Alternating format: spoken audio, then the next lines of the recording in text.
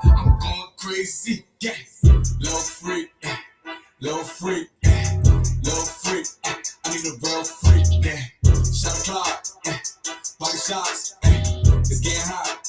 She a money, yeah. Little freak, little freak, little freak. I need a real freak, yeah. Shot o'clock, body shots, it's getting hot. She a money, Tell me I'm nasty, he know I run it and all these running in place. I need a so good he be sucking at you with that on his face. Look.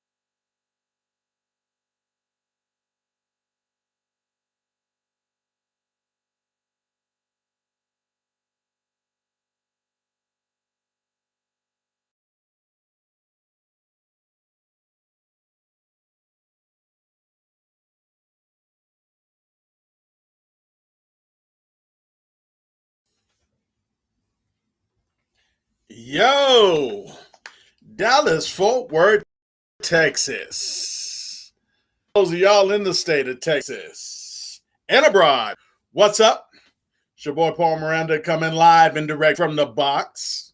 It's the Real Talk Nation, trying to give you something new, something fresh, definitely keeping it different from all the rest. Oh man, big week this last weekend, y'all. Right out the gate, y'all.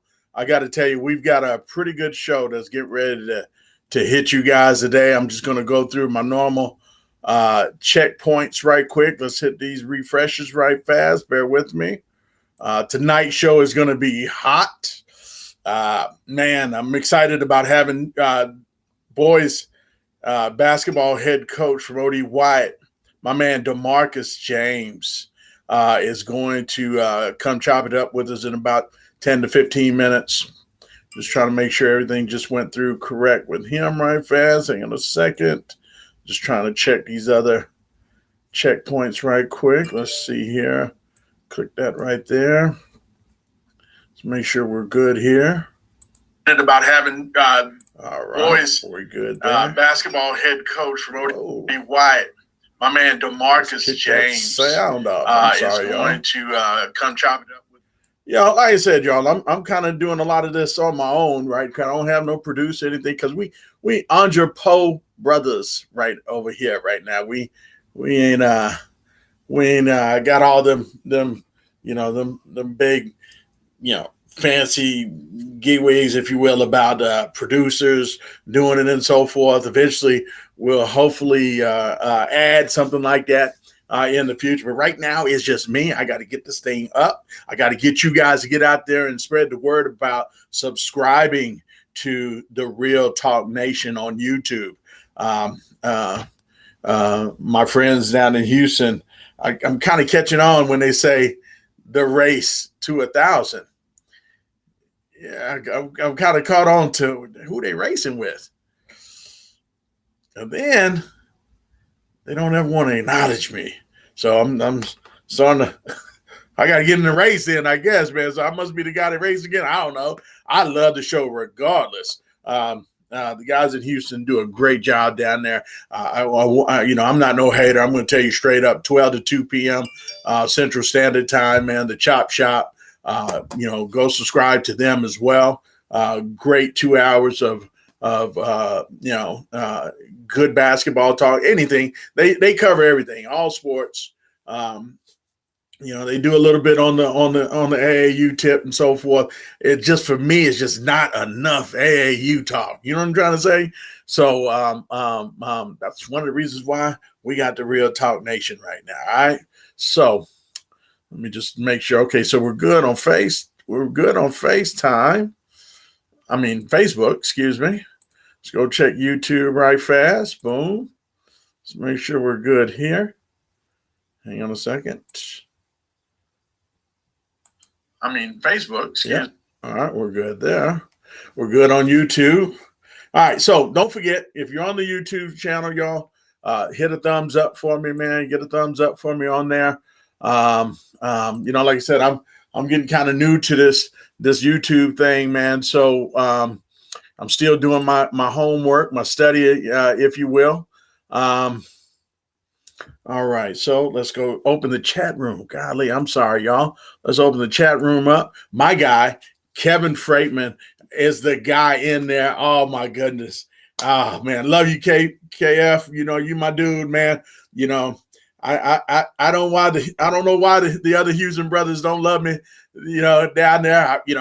I'm kind of both ways. Yeah, we talk a little DFW versus Houston smack, but that. Oh, George Clay, what up, brother? What up, George Clay?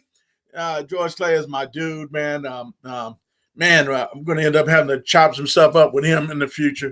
But today's show, y'all, we got a lot to talk about, man. I know you guys been watching the Twitter's action yesterday. Me and a has-been. Damn, I done forgot that dude's name already. Anyway, he's kind of irrelevant anyway. I don't know why I reenacted or should I say rebranded his brand for him because nobody's really been seeing him around here in the DFW. Wait a minute, what? Oh, somebody just said the parents of his son's basketball team see him all the time. His team? What? Come on, man. He daddy balling, oh, yeah, for his boys' team, man, like that. Oh man, terrible. Anyway, I'm gonna leave. I'm gonna get off of that dude right now, man, because again, he doesn't deserve the attention that I've been giving him. But we will come back to that later on and so forth, man. Tonight's show, again, as I said earlier, we're gonna have DeMarcus James here. He's the head boys basketball high school coach at ODY, and I'm really looking forward to hearing some of the stuff that he's gonna say tonight.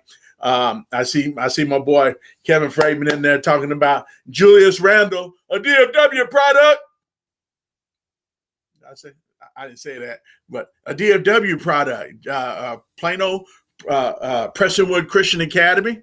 Yeah, formerly of the Texas Titans. Yeah, I remember that. Doing this thing for the New York Knicks, man. Got to give big props to him and what the season he's had. Most improved player, by the way, y'all. The most improved player for the NBA season. He just got that award just the other night. So big ups, big congratulations to him and his family. I know his mom is like super proud. Big shout out to Jeff Webster. Jeff Webster was his AAU coach and kind of facilitated that whole Kentucky move and so forth. So he deserves some credit along that line. Oh, yes, man. My dude, Trey Young, man, of the Atlanta Hawks is, as Kevin Fragman says, on a mission right now, man, and rightfully so. Trey is he's an Oklahoma kid, but his AAU roots are where? Pro Skills. Dang, that's another Pro Skills product. Shut my mouth. Can we say he's a DFW guy if he played all his AAU here? I don't know. I don't know. But anyway, big shout outs to him, man. I know I saw on the Chop Shop today that how to put a good clip up about the New York Knicks calling his daddy out and so forth, man. F you and all that stuff, Trey Young, and his dad was in the stands, and his dad is not afraid, y'all, to really speak out. Matter of fact, I got a clip, man, and I'm going to end up trying to find that later on in the show for you guys to where I did an interview with him. What? I did an interview. Yeah, I did an interview with him on my podcast that the Houston people say I never had. I did an interview with this dude, man, and he said it. It was a famous quote. He said, "There's levels to this shit." Yeah, he told him, and so I'm gonna find the clip for you guys. I'm gonna get that. If I don't have it this week, I'll definitely have it next week. If you notice, I have, if you're on my Twitter, I have been kind of dropping the little pictures of some of my shows on Blog Talk Radio that I had as early as 2009, 2008, 2007, and we've had some pretty good toppers on it, including Houston's own John Lucas. We've had, I said Dallas Maverick, great Mark Aguirre, just to name just a few, but enough of name dropping and so forth. I don't want to develop that pattern here in Dallas. We just try to do what we could do to satisfy you guys, man. Your listening audience. I'm not going to spend too much time popping my own horn about what I've done and so forth. Because again, I had a friend in Houston tell me once, and it's always resonated with me. Guy named Don C. Bradley. Don used to coach the Rice Warriors and the Houston Defenders and the Dallas Defenders, and so a lot of his quotes stick with me today. And one of his biggest things that always resonated with me was, you don't ever want to make this about you. You understand what I'm saying? I don't matter anymore. You don't matter anymore. These kids is what this thing is supposed to be all about. and going back to the man, are you going to let Jermaine breathe? Joe Creel. Dang, man, you just interrupted me on that, man. I was just going to say, speaking of, that's his name, Jermaine O'Neal. I forgot the dude's name, man. I honestly was set on calling him, and we're gonna call him Megamind. Have y'all ever seen Megamind before the cartoon? That's what we gonna. That's who I'm gonna kind of label him right now. All right, Megamind. If you notice in his quotes, everything was about him and what he's done. You know what I'm saying? And who he has helped, what he's done, blah, blah, blah. Yeah, I'm Twitter boy. So Kevin, we're going to name him Megamind, right? The NBA version, the has-been version of an NBA player. We'll call him Megamind. All right. So Megamind, didn't want to talk about the people that he's helped. He really wanted to speak about what he's done. Let's make sure we get something understood, y'all. What got us in this conversation wasn't about what he's done or what I've done. The conversation was, if you guys go back, right, and, I hate to go back and act like we back in church, the Old Testament, chapter 3, verse 4, it basically went a little something like this. I said, hey, man, what's going on at Drive Nation? I'm getting FaceTimed by a lot of people, and they sweating so bad it looked like they were either working out or they was in a sauna. It was that bad. And what about the parking, guys? You guys have been open for 4 years now, right? All the money you done made off parents, not just your AAU squads, but the people that train there, for football, basketball, and volleyball, from what I hear, and track and so forth. You got to, you made that facility into something for all kinds of sports like that to get training. Put a little something back, right? And take care of your parking. That's all I was saying. Turn the AC on, bro. It's too hot.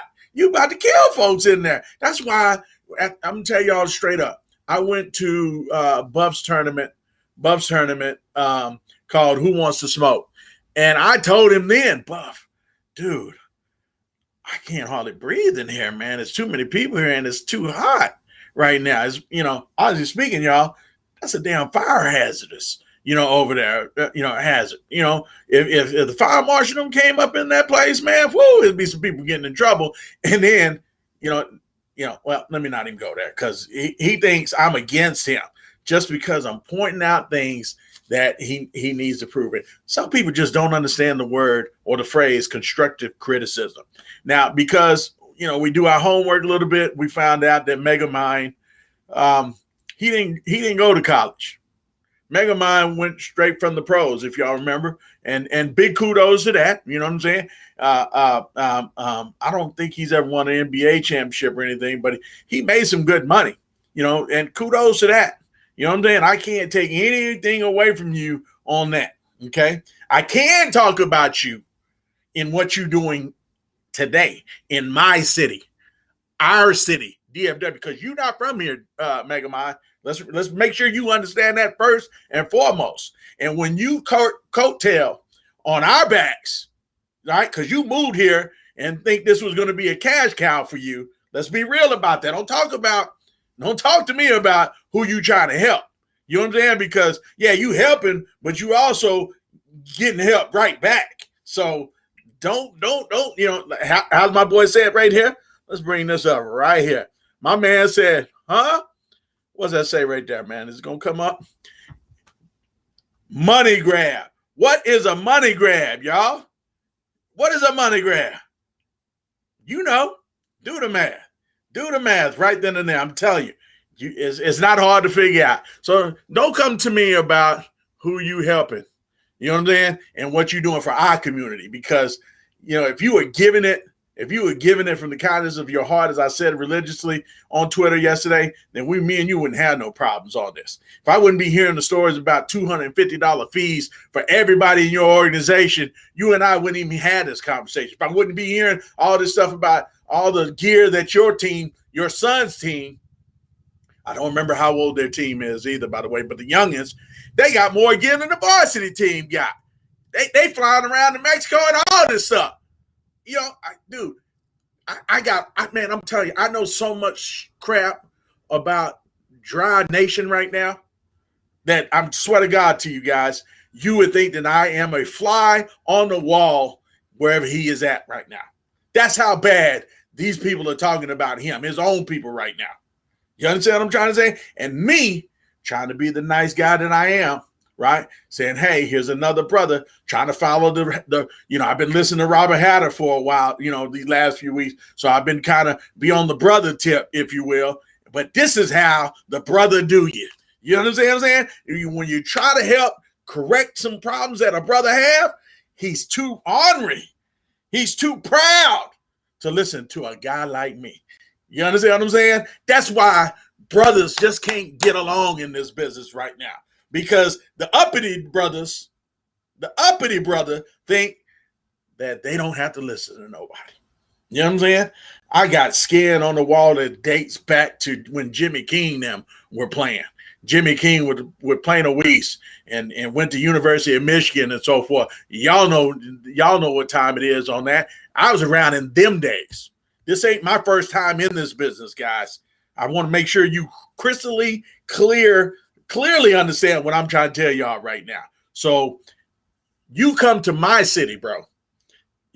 Anybody else that's been in DFW for 20 plus years can call this their city. Bro, you can't come here and try to tell me what we doing here. And I am going to hold you accountable, Megamind, for all that you do with our people here. You understand what I'm saying? You are never going to be too big for that. So you better get used to this, bro. I'm gonna tell you straight up. I ain't your daddy, but I got a feeling I gotta be your daddy. I don't know if you had one or not, but apparently I gotta be that right now. So I'm gonna leave it at that. All right. Bottom line is this, bro. Fix your AC. Get your parking stuff fixed, man, so we can have a quality event there. Because guys like the Circuit League, the EYBL, even the Gassos and Who Want the Smokes, all them kind of tournaments have outgrown that building, man. You understand what I'm saying? It's too small. Do the community some service here, man. You know what I'm saying? You'll get your money right back. But I guess I'm not savvy enough to be business minded like that, because I didn't play in the NBA or anything like that. So, well, anyway, hey man, NY2LA tournament at the the K. Bailey Hutchinson Convention Center in Dallas was off the chain. I'm gonna come back to that in a little bit, and I'm gonna definitely tell you, man, I didn't have to worry about no heat over there. The heat was coming from the players on the floor. I'm telling you that right now. Matter of fact, it was so cold in there, I had to bring a jacket up in there, dude. While y'all was sweating over there at Dry Nation trying to watch whoever, right? So anyway, let's move forward. My first guest is already here in the green room. Let's bring him on in here. Head coach of the O.D. Wyatt Chaparrals, the Chaps. Boys basketball coach, DeMarcus James. DeMarcus, can you hear me? I hear you, Paul. What's going on? Uh-oh, can't hear him. Oh, there you go. I hear you now. I guess you got a little delay on your mouth. You doing one of them karate pictures, man. A crouching tiger motion picture. Damn you. You killed my brother. My apologies. I'm on the way back from bringing my daughter had AAU practice. She plays with Team Lex. Okay. Got to take care of the kids, man. I get that. Got to. All right, Go ahead. I'm really excited about this opportunity, y'all, to talk with this young man. I a little nugget right quick. I gotta do my daddy thing first right now, first and foremost. Jules graduated 2 weeks ago now at DBU for his master's degree. I don't know if you guys know this as a public, y'all. My man DeMarcus James was one of Jules' first AAU high school coach. Jules played his freshman year for DeMarcus with Texas Select, second team, and a really really good team. So first, I want to definitely thank you, for mentoring Jules throughout those times, and following up with him, because you kind of kept up on that, man. We definitely want to thank you, because, like I always say, it takes a village to raise one child. You definitely did your part in helping us, the Mirandas, with that. So I definitely want to thank you. I want to make sure that you knew that. I don't have the clap or the applause button stuff working yet to be able to haven't figured that out yet. So had to get you on the next time and to be able to do all that. But thanks again for all that, man. I just want to make sure that you knew that. Absolutely. All right. Any starters, man? How you feeling, man? What you thinking about basketball today, right now, man? What's on your mind right now about basketball? Oh man, bro. We just trying to get ready for this new group, man. We had a older group that's been probably the most successful in the program, and right now, we just trying to get ready for the next year. We're gonna be different, but I think we'll surprise some people. Okay. The ending of last year was heartbreaking, and I don't want to dwell on the ending, but for that group, man, that had been together for all 4 years, and a lot of those guys played pretty much all those years for you there. When that ended like it did, man, how tough was that, man? Speaking to them in that locker room, man. What do you say? How do you console them in a situation like that? Well, Paul, you really can't say anything. My thing was just to make sure that they knew how much we loved them. We loved up on them and told them we was proud of them and hugged them and you know told them that we'll talk individually or collectively at a later time. But at that point it wasn't really a time to have a long speech. Right. Okay. Yeah, man. I'm kids get kind of they're already dealing, and I got a bunch of mixed emotions here, and how I wanted to put this for that play, that technical foul that was called, where I thought I had that still on tape, but apparently I deleted it. Probably did both you and I some good with that, right? But at the end of the game, 6 seconds on the clock, you guys are tied up, right? Tied up. 6 seconds on the clock, you get a steal and get the foul, and everybody's hyped, going crazy. A couple people come on the floor. Now, and not the whole team, but a few guys came on the floor. We had the refs. We had a couple refs on last week. Did you see the show last week, by the way? Did you go back and look I at did. it? Yeah, I went back and looked at it. So, how they felt about it. Right. Man, Right. it's an at discretion rule. Give me your feelings on that. Tell everybody how you really feel about that. Well, of course, in a moment, we hate for a game to end or be determined in that form of fashion.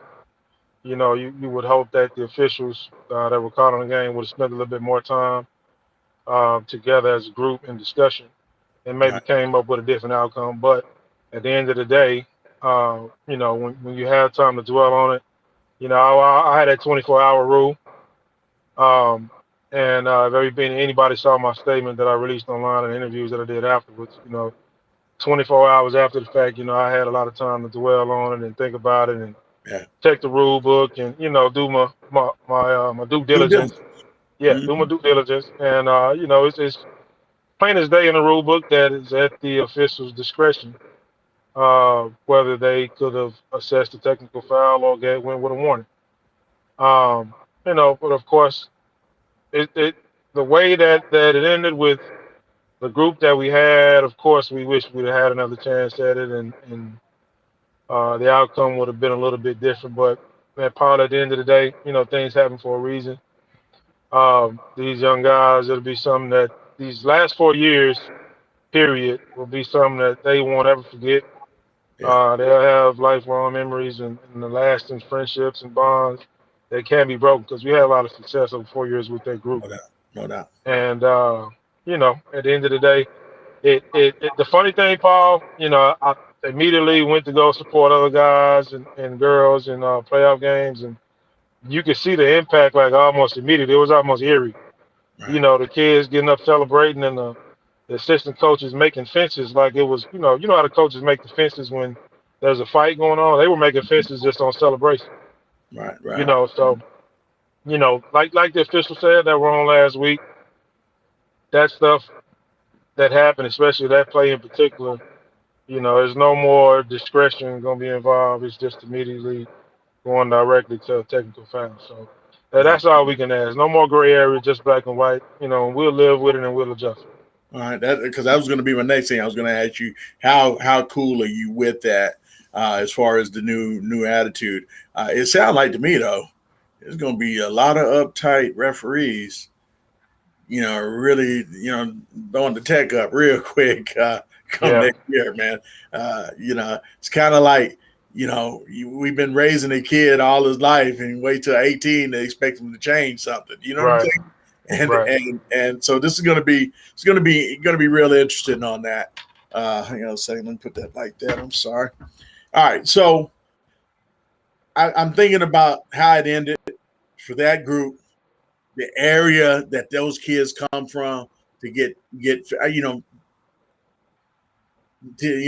I when you say that discretion, and the guy had a chance to say, no, we don't need to throw a tech here, because you go from getting ready to shoot 2 free throws, right? Because he got fouled, right? No, it was a jump ball. We were gonna get the ball on the sideline. Okay, yeah, you're gonna get the ball, and so instead of you having the ball, they're shooting 2 free throws and they get the ball. Right. You know what I'm saying? And how do you win that from that point with 6 seconds on the clock if they're making their free throws on that? So, I'm just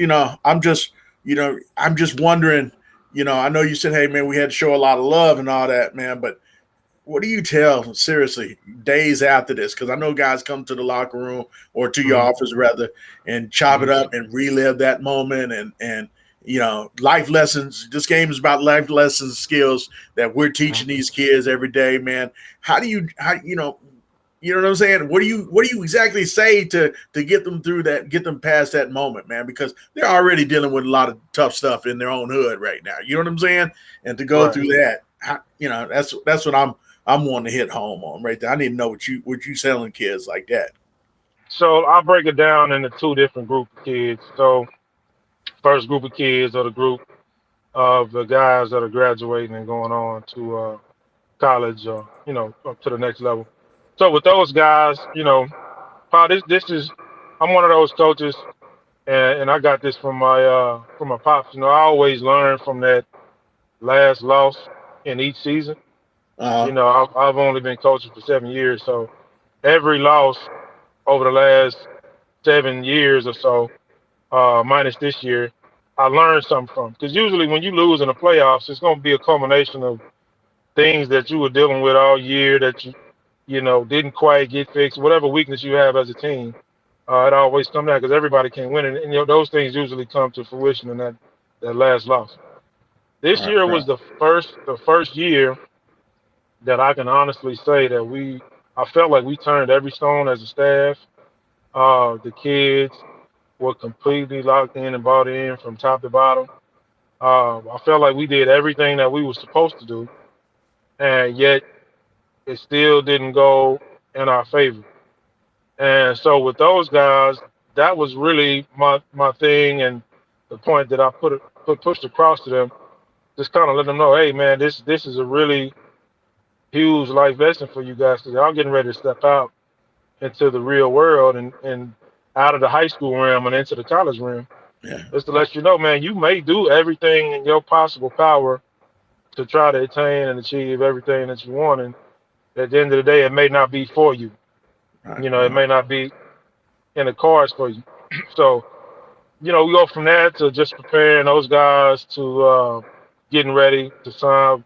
Some of them had to sign still, take visits and things of that nature, just finishing up this senior year strong. So we just kind of shifted gears from that. And then secondly, with the returning guys, and especially the guys that were some of the ones that were on the bench and stepped out onto the floor, I just try to make sure that we just tried to make sure that those guys understood that it wasn't their fault that we lost the game. Yeah, they might have made a mistake, and it's something that they can learn from. But at the end of the day, us as a coaching staff and a program in general, I mean, you just really can't prepare for those sequence of events. But I've never been a part of those sequence of events before in my life, and I've been around the game of basketball at a high level for a long time. So just encouraging those kids and letting those kids know, hey, now it's your time to step in and get to work and try to get back to this point next year, and then hopefully we can have a different outcome. No doubt, no doubt. Talking about some of the players, man. Jacoby Lewis, man. Give me your thoughts on him, where he's headed. Give everybody an idea. I thought he really turned it on as a point guard, a floor general down the stretch of the season. Always been good, always been solid, man. And give us a scoop. Where's he headed? Jacoby Lewis is signed to go to Panola Junior College, one of the top 25. This past year was the top 25 program in the country. He's a qualifier, but it's one of those things where with the turn of events, with the pandemic and all of that, this just was the best place for him, the best fit for him. And Jovan Austin was an assistant coach with he's the assistant coach there, and he's been on Jacoby. Yeah. I've been knowing Jovan since he was in high school, but he's been a fan of Kobe's. He's been on Kobe since he was at A&M Commerce.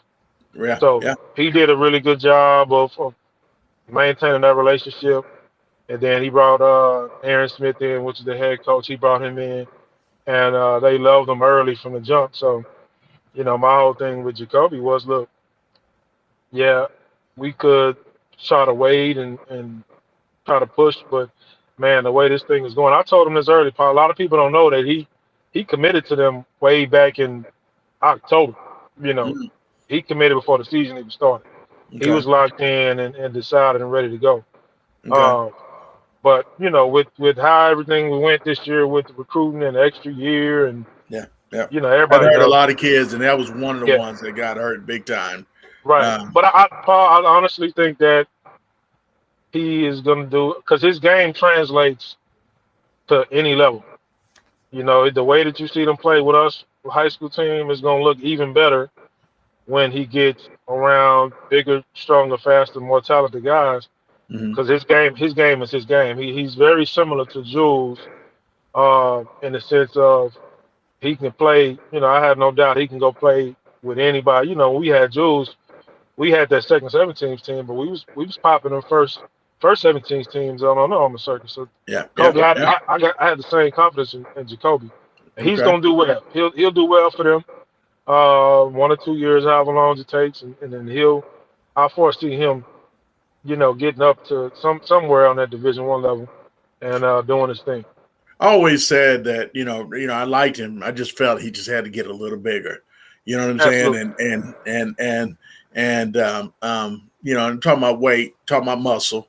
You know what I'm saying? And because I remember when Jules was coming up, that was what everybody would say. Hey man, can we get it?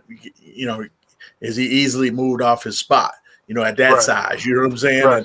And that was always a deterrent that always came up. So, and I remember that, and I always thought about that with Jacoby. I just felt like the right spot like that's going to invest in him to build him, because there's no doubt he's going to pick that weight up. You got to see how big Jules is now.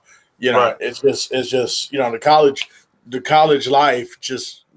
automatically, brings that weight to you. So I definitely think that, he makes his adjustments to the weight, after year one. Year two, he's definitely going to be, going to be turning some heads as far as D1 schools, coming at him, trying to get him. And, they did that, same thing with Jules. I mean, Jules had some spots that really came after him hard. I mean, he had a freshman of the year season and so forth. And, and it was like, what is he doing in D2, and it's like, well, it is what it is. But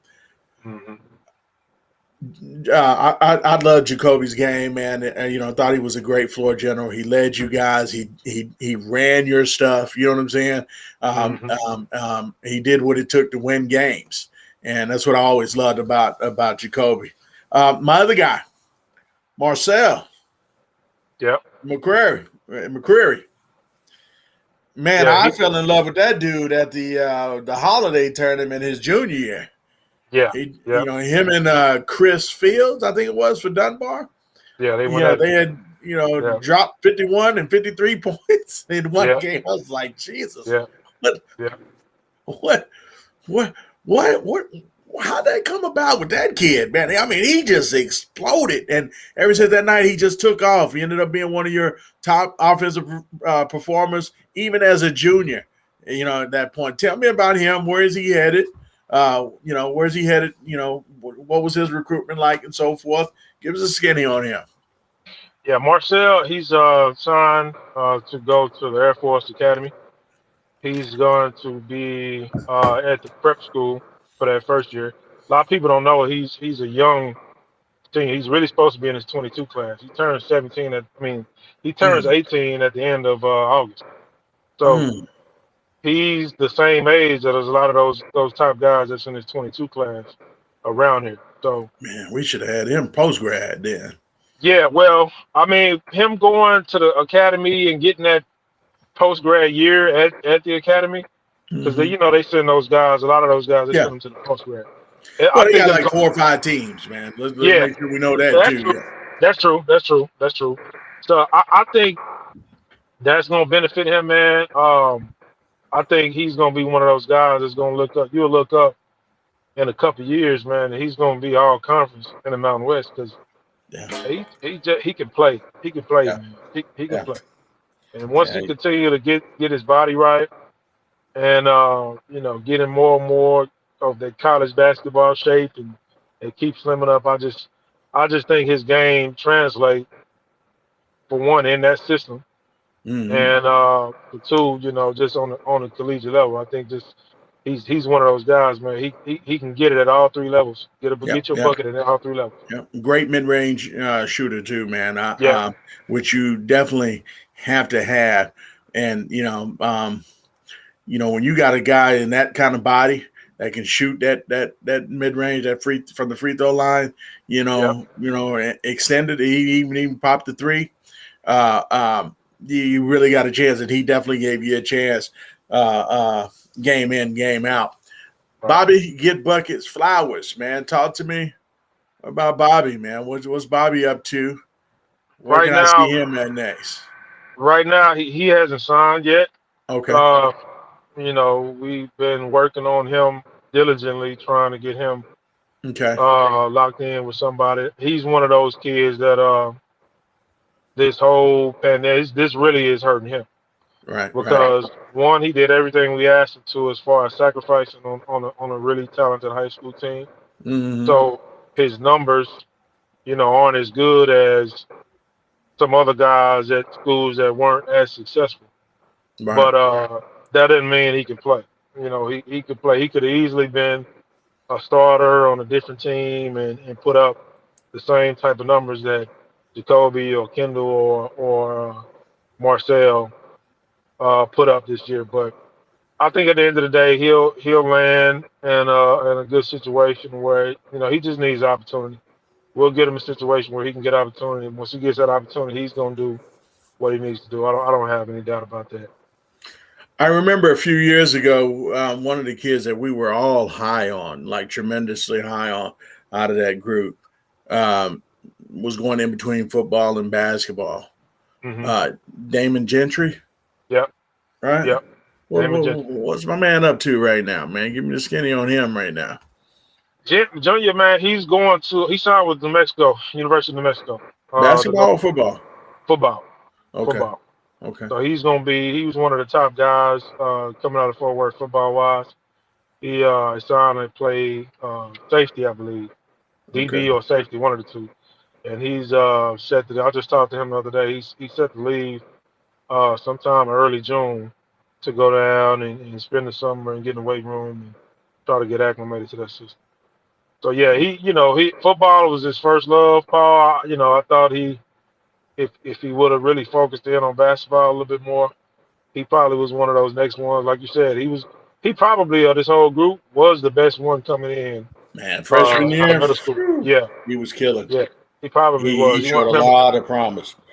We took him down to Lucas, and he had a really good weekend at the International Middle School Combine. So we were really high on him. But that just shows you what type of athlete he is.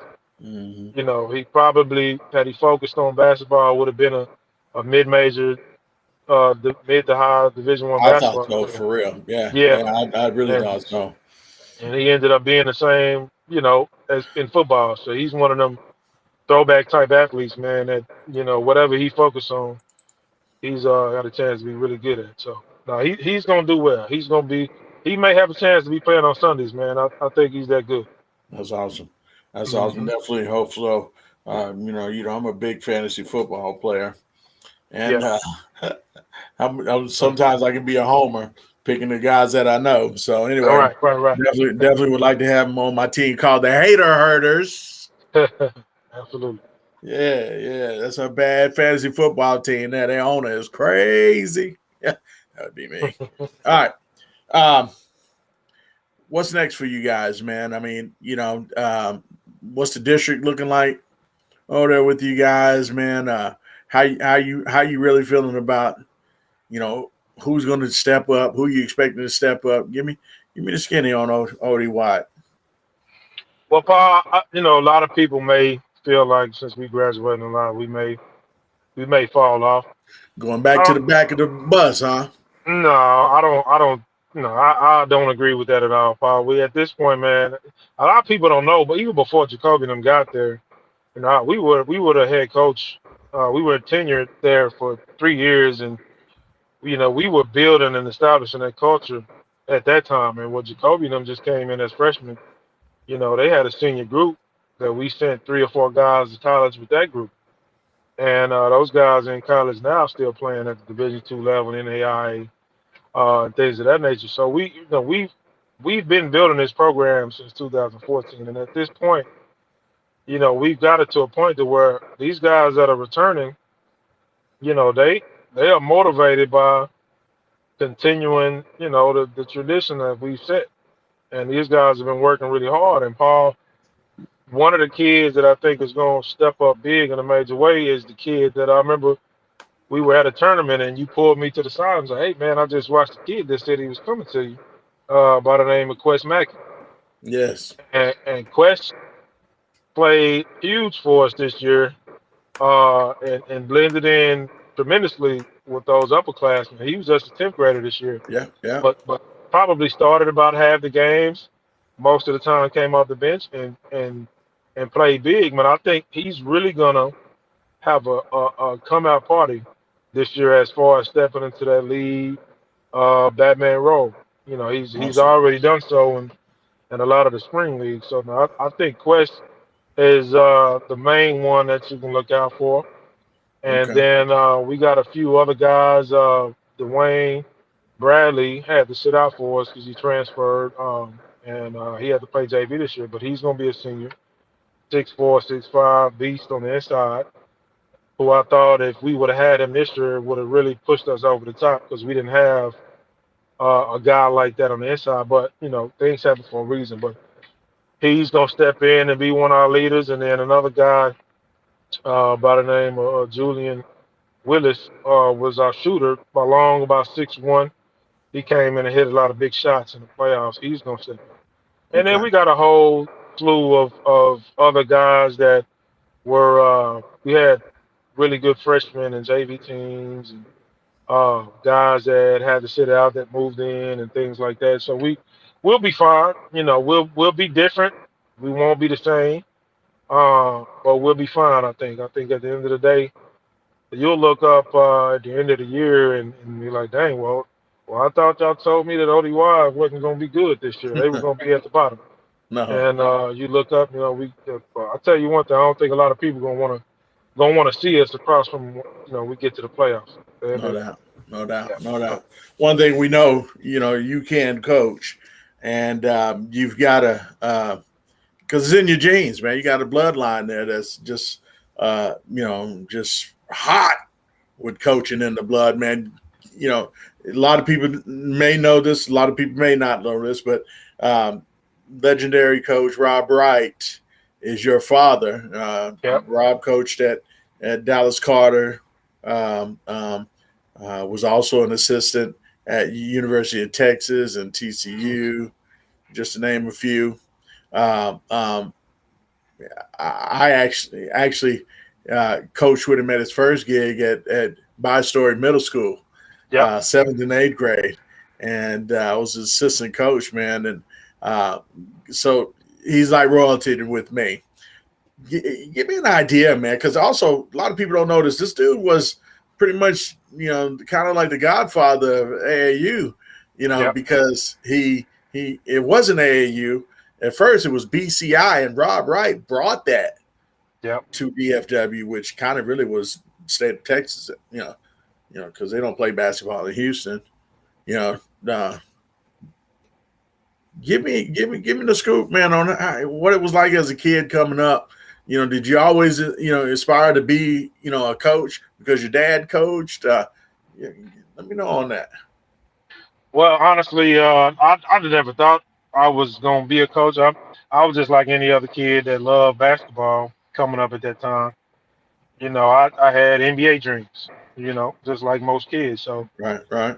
you know, ended up I didn't live with them. I stayed with my mom. I grew up in Waco, and he was up Okay. in Dallas. But you know, we was always back and forth up visit him, or you pick me up, and we'd be going to games and things like that. But no, man, I can since I can remember, man, it's always being in that gym at Carter. Back from your Anthony Good, uh, Jeremy Manzard. I'm going back. Sylvester Lilly. Yeah. You know, that's what I remember from the very beginning. You know, when he Okay. first became the head coach uh, at Carter. You know, that first year he was the head coach, we lost, and I say we because you know, man, if you go back and look at them videos, you go back and look at Yeah, YouTube, I'm you right there. there on the Yeah, end of the you bench. there. Yeah. Yeah, right down the end of the bench, and you know, I was just as hurt, crying when we lost to never forget, man, Stanley Bonowitz, Yeah. who's the head coach down in Concordia now in Austin. Stanley Right. Bonowitz, man, I was just a young kid, man. I didn't feel like he missed. You Yeah. know, I just knew we was gonna win that state championship, and man, they kicked our butts that day, man. But Yeah. you know, just being around him the entire time and being around Carter at a high level, going from Carter to when he was at UT and then George Washington and back to he spent a year at Spruce and then back to Carter, man. It's just that's all I've been around. So, you know, a lot of people say, man, you either when you're a young man, you either gonna be just like your father or you're gonna be nothing like your father, man. And I guess Yeah. I couldn't run from it. No Couldn't run doubt. No from it. doubt. It's in your blood. It said blood always calls blood home. So brings Right, them home to where they're right. supposed to be. You got a few brothers that in the game as well, man. Legend Hmm. and Cordell is at Carter High School. Yep. Legend is kind of on the AAU scene at this point. He Hmm. normally had been working with the girls, if I'm not mistaken. New Mexico, I think. What was it? New Mexico State he was at. Can't remember. No, he was at man, he was at a bunch of places, man. He started out at Navarro on the boys' side and switched over Mm-hmm. to the girls. Right. He was at New Mexico Junior College Okay. and Pratt and then Lamar Okay. University. Yep. What is there any competitive rivalry there between for y'all? I mean, as far as who the better coach is, do you guys ever Oh shred man, and BS with each other about it? oh man, of course, man. You just like movies back in that backyard, man, playing in DeSoto. Yeah, We gonna go at it. right, We gonna right. go at it, and we gonna talk noise. But nah, man, my brothers, man, I love them to death, man. All of my brothers, they all were my best men in my wedding. Okay, Uh, what I mean, we we got a phrase for it that legend brought to the table called chasing that ghost. And chasing the goat. I like that. Pops is that ghost, man. And we always gonna be chasing to try to reach the things that he reached, and we won't, because it was different times, but it's just something to look to. He set the blueprint for all of us, and man, we just trying to follow it, man, and do the best we can. Okay, okay. Any advice that you would give a youngster that's thinking about getting in the game for coaching? What would that be? Man, get with some people, man, that you trust, man, and some people that's done it at a high level, man. Like I don't think a lot of people really understand that, that it ain't no secret. There's no secret to this thing, man. If you can get with people that have done it, I mean, that's one of the things that I do, and I still do to this day, man. I call your Snoop Johnsons and your Yeah, coaches all over that have done it at a high level that I aspire to. I call and have conversations with them all the time. right, And right. at the end of the day, it just boils down to putting in the work, man. It's a lot of work. There's not no fame for the heart, man. You put in a lot of work and the effort and the energy, man. And at the end of the day, if you listen to some of the guys that's done it and you try to implement it and put your own spin and be yourself, most importantly, be yourself. Yeah, you can get advice from guys that have done it, but you have to be yourself. You Okay, can't pretend to be somebody else. So those are okay. the two things, man. Just try to find some people that have done it at a high level and be yourself. Those are the two things that I can say. A guy on here says DFW Source of Sports. Future Hall of Famer right here. Coach James always gave us hell with Dallas Slam and then Texas Select. I don't know about that, man. Hall of Fame. That's When you hear that, how do that's you feel hard, about that, man? I know you say you don't know about that, but I mean man. that's someone predicting your future right now, man. That's high praise, man. I appreciate whoever said that. High praise, man. I'm just blessed to have opportunity, man, to do something that I love to do and continue to be around the game and impact kids, man. And at the end of the day, if you do look up and that does happen, that'll be a blessing. But at the end of we'll be fine. We'll be fine Texas if it doesn't happen. Texas Oh, Rise said oh, that. Trey. That's Trey. Okay, Yeah, okay. I know Trey. Trey, what's up, man? With Appreciate that said, and maybe Trey can chime in on this as well. What's the real difference between Dallas and Fort Worth basketball? Dallas versus Fort Worth, man. We always talk about Houston versus Dallas, but no one you. really, has given me, why we never talk about Dallas versus Fort Worth in this. Paul, man, I asked a lot of people that question. It's always been a lot of talent in Fort Worth, Paul. It's been a Yes, sir. lot of talent. Yes, sir. Agreed. Just speaking to the old heads and just from the time that I've been there and the guys that I played with and the programs, it's been a lot of talent, man. That's just one of them age-old questions, man. Like, of course, Dallas is bigger per capita, um, so obviously you're gonna have more players coming out of Dallas because it's bigger.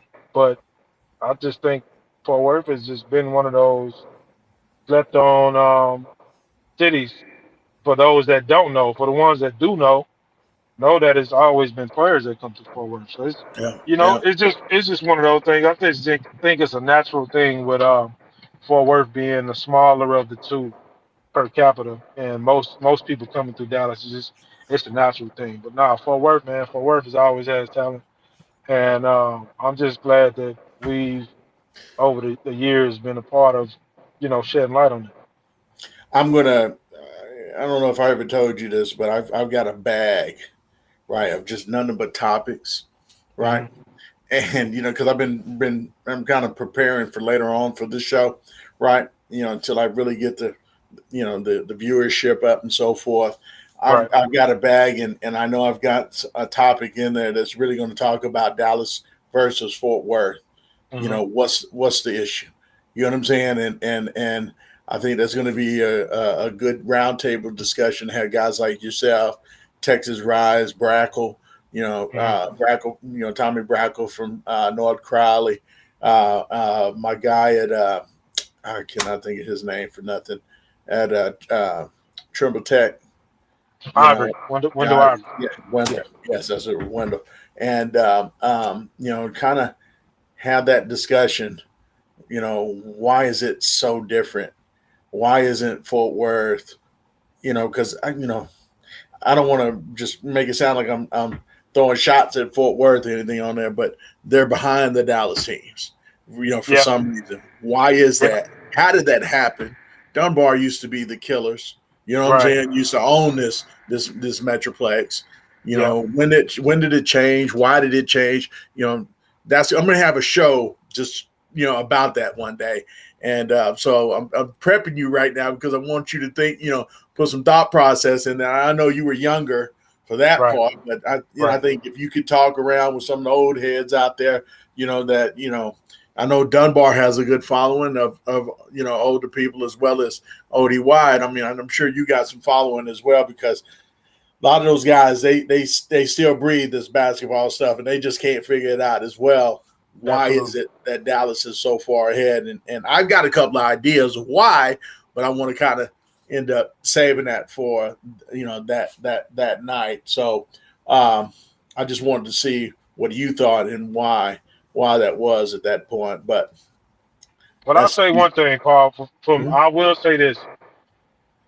From when I got the wide in 2009 as an assistant, from Okay. then till now, the media game, guys like yourself, have done an excellent job in shedding light on a lot of kids on this side of town. When we first started, there was a monopoly on this thing, man, and like you said, Dallas had got most of the love, but it's been a big shift over the last few years in the DFW as a whole media game.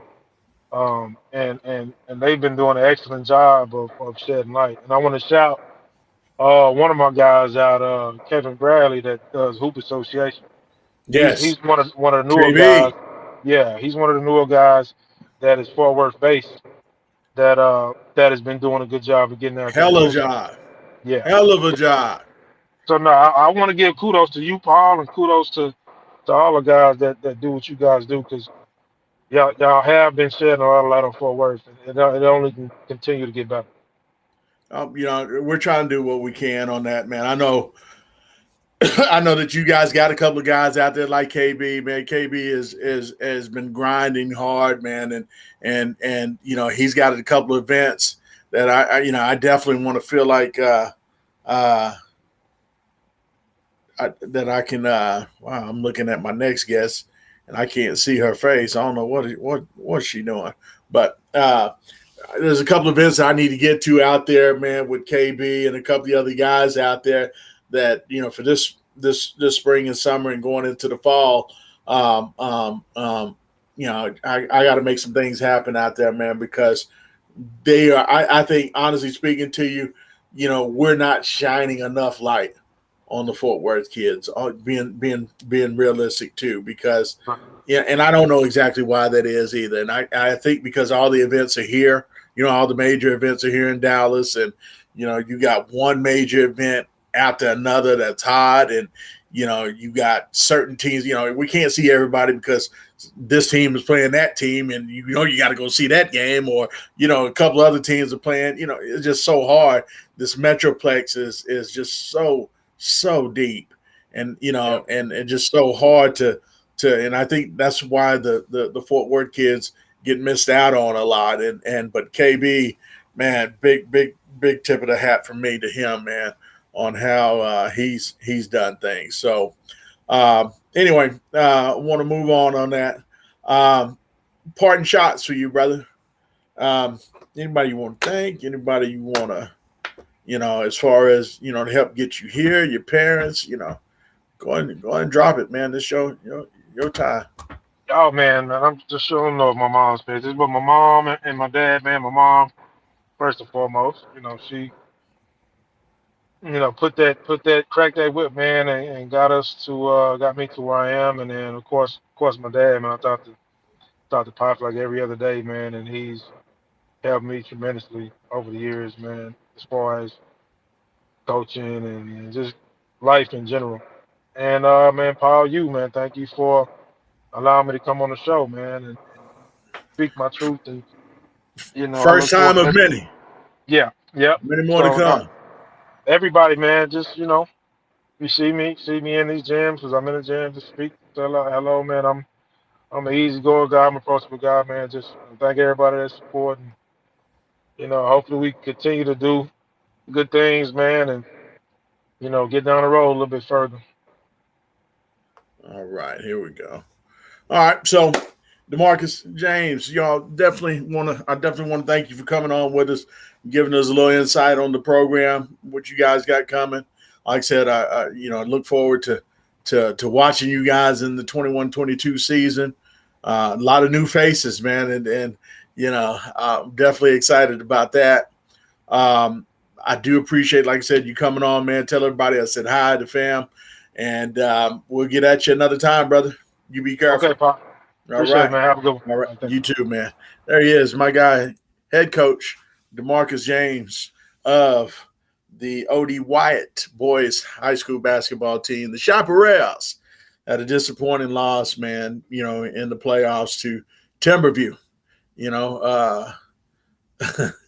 I'm looking at my girl in the green room over here.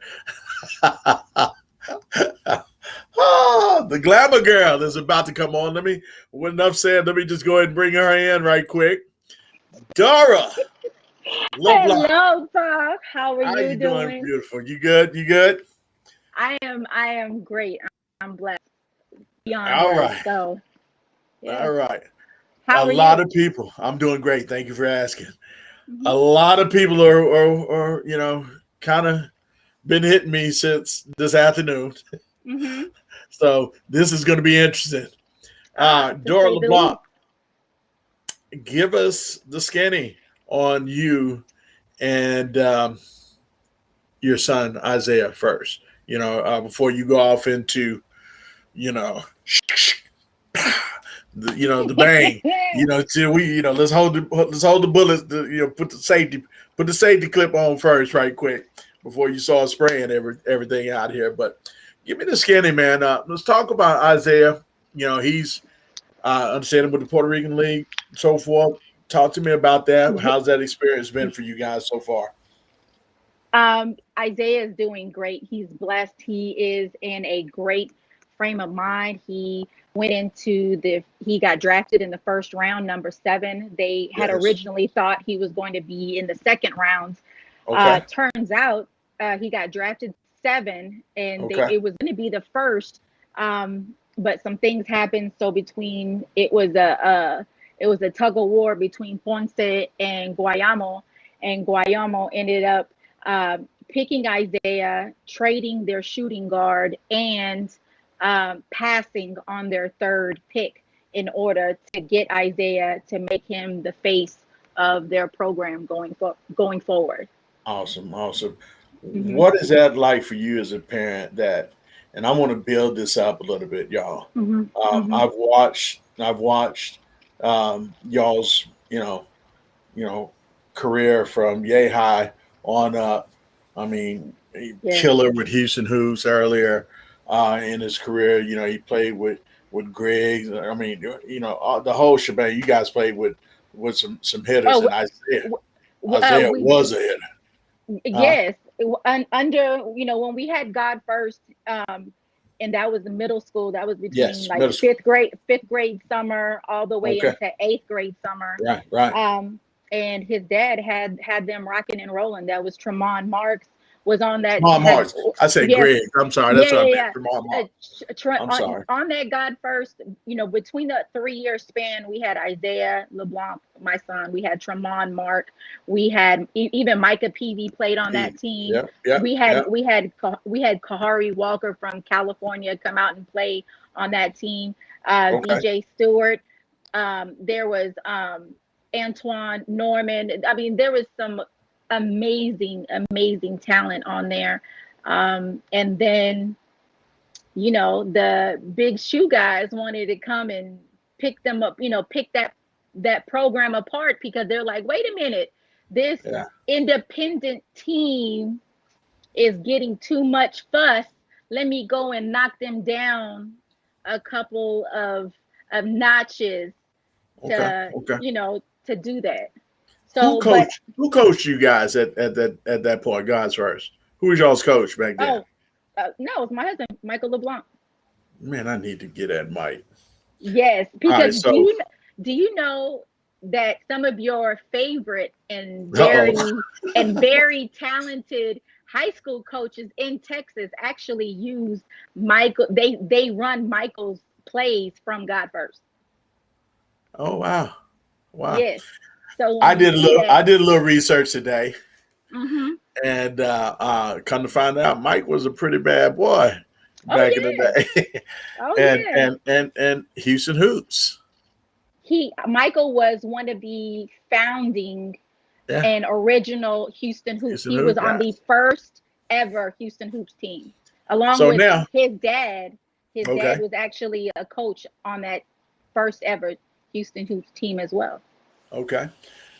That's why I'm like just blown away at how all right. So when you guys were God's First, who did y'all go with after that? How did the team break up? What happened? Just like I said, some individuals decided to pick that team apart little by little. And not just that, but I just kind of told Mike at that point, I want to be a parent. I want to, be in the stands. Right. I want to cheer for my son. I don't want to be dealing with politics. I don't want to deal with all these things that come with having a team when it starts taking the fun out of it, because it's never the kids. It's always the adults that ruin AAU. Okay. And so when guys started going different elsewhere, right? I know Tremont pretty much stayed. He pretty much went Houston Hoops, correct? No, I think Tremont. Where did he go first? I think he played. There was what was that team that Marlon Lowe had at Texas Pro? Yes, he played with Texas Pro, and then he was there for like a tournament, and then he went with Hard Work for a little bit. Okay. And then I think he came back, and I'm not sure. Okay. The other dude, what was the third guy? Okay, so Michael Peavy ended up going Texas Hard Work. And so where did you guys end up going after that? We ended up going with Blake Griffin team out in Oklahoma. Great organization. I can't say enough. Out of all the teams that we played for, locally and away, I can honestly say Blake is actually running that team the way it's supposed to be run. They came from Texas and brought a few players. He was, I mean, if we or five of us there sitting, I mean, he with his business, and I appreciate that. No doubt. Apparently, you've been with a few programs during your high school. We're talking AAU right now, right? Okay. Give me an idea. How many clubs did you guys play with starting ninth grade? We played Griffin. We played Houston Hoops. I think Mo Taylor for about a couple of tournaments. So Mo Taylor, Mo Williams. I'm sorry. Mo Taylor. Mo Taylor. Oh yeah. I remember that. Yeah, you don't know Are him. they still doing anything? No. No? Okay. You got that look right now. Okay. You ready to get it? You ready to getting your finger on the trigger right now, I see. All right, so go ahead. Go ahead. I'm sorry. It's just funny how people mind their business. They go on with their lives. They're trying to better themselves. And, as they say, it's no fun when a rabbit got the gun. It is no fun. All these guys on Twitter and these people, it's like they don't have a job. They're on Twitter all day long, and they can literally talk from the side of their neck all day long and say the most outlandish things about, and throw slugs, but never put an ad on it. All those things. But as soon as a female does it, or a mother does it, or a father does it, oh, how dare you? Oh, you're crazy. Oh, you're this, you're that. But you've been poking me this whole time. But as soon as I show my teeth, it's, oh, how dare you? How dare you? Right. It's not fun when a parent snaps back or claps back. And I've never understood that either. Coincidentally, I happen to have been one of them parents that clapped back. I wasn't always the host guy, if you will, of the struggling podcast host. I was a parent as well, and I didn't play that crap. You know what I'm saying? You're gonna treat my boy right, you're gonna treat me right. And when you start throwing rocks at me, I throw them back. But that's what organizations and heads of organizations and the money men and the coaches, they're banking on the fact that parents need them. They need their platform. They need all this. So shut up and do as I say and not as I do. Right. And parents have the power, because you're the ones with the talent. You're you're the only ones that should be making money off of your child, and not these coaches, not these organizations that get kickbacks all along the way. You guys are actually the product, and people are cutting into the product by feeling like they need to be the middleman and get their portion on it. I get that totally. I've had the pleasure of being a parent, being a coach, being an assistant director of I've wore many hats in this, and I've seen it from all facets of the game. I've never been a woman in the game.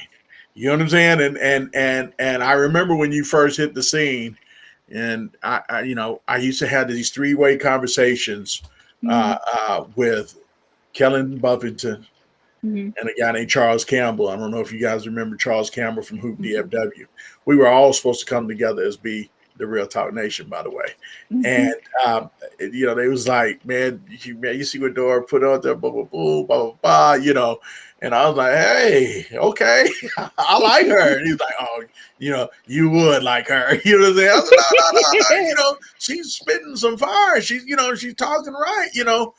Why come she can't say this and she can't say that? And I don't understand that. What was that like for you? I know you said, you didn't feel it was right, but what do you think? What do you think were some of the pitfalls of being too open or too vocal about, what was the most damaging things that you had to endure going through that process?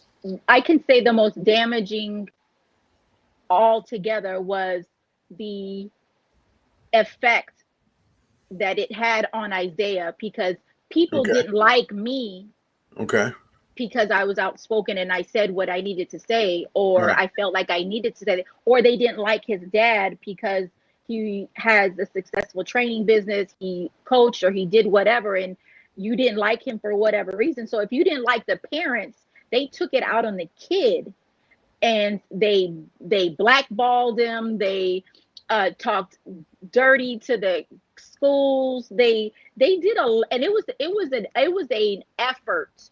It was a combined effort to do this. I can only speak for myself, but I've got receipts on people paying each other to, rank him low, to direct people to the other one, because at several times back in the early middle school and early high school, me and his dad ran several different Twitter accounts.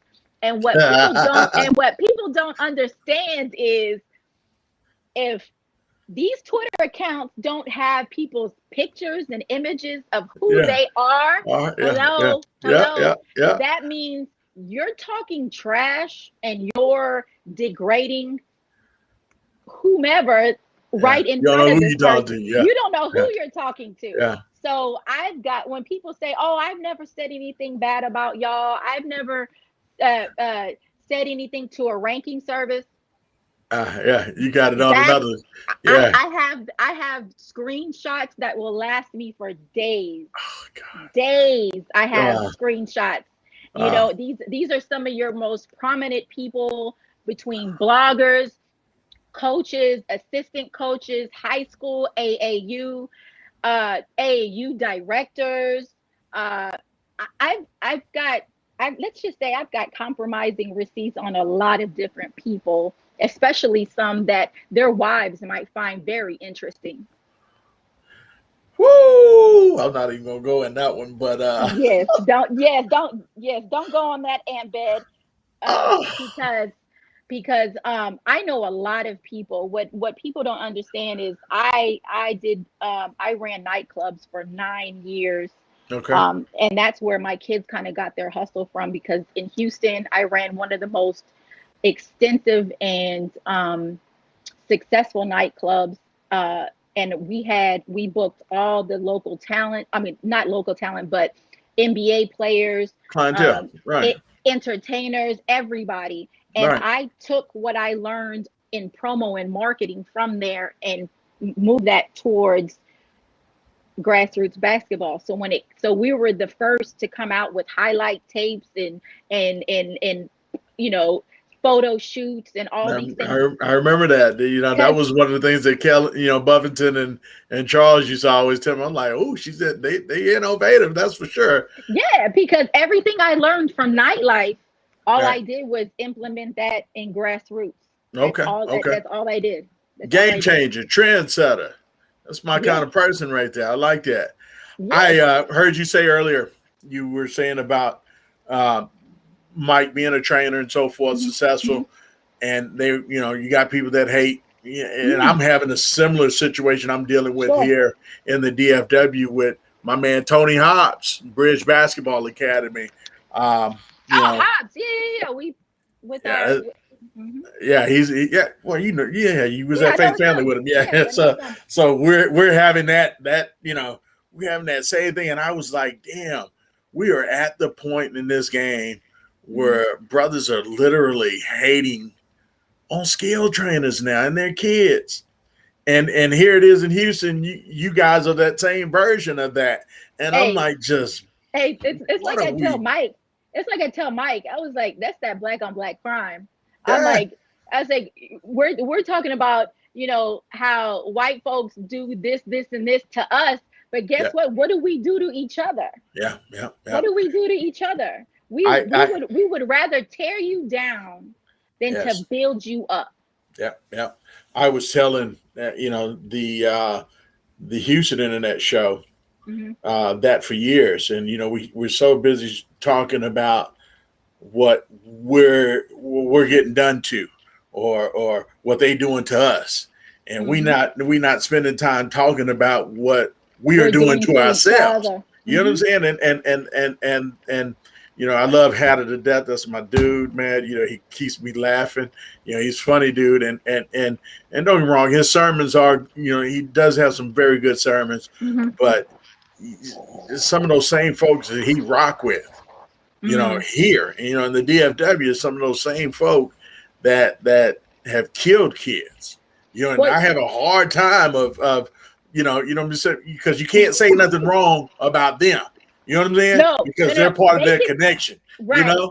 They can talk. Certain people can talk about you like a dog. Right. And to everybody. But as soon as you defend yourself and say, whoa, then it becomes a problem. Yes. Now it's to the point to where parents need to understand, without your children, they have nothing to report. They have nothing to rank.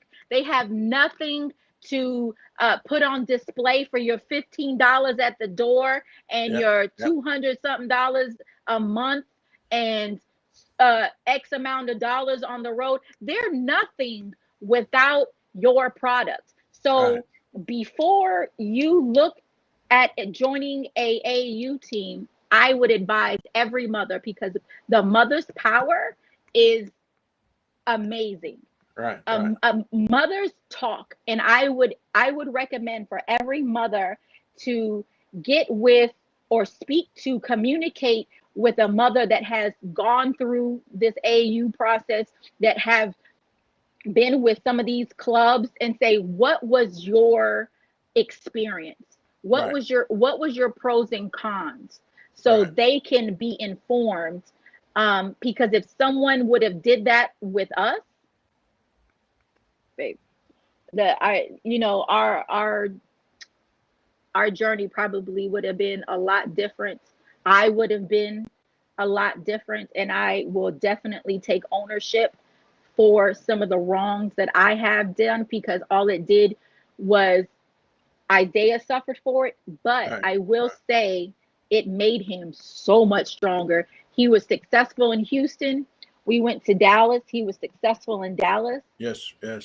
And that he went to Brewster and he was successful there. So the non-coddling, the roughness, everything that everybody did to my boy, guess what? It only makes them better. It only makes them better.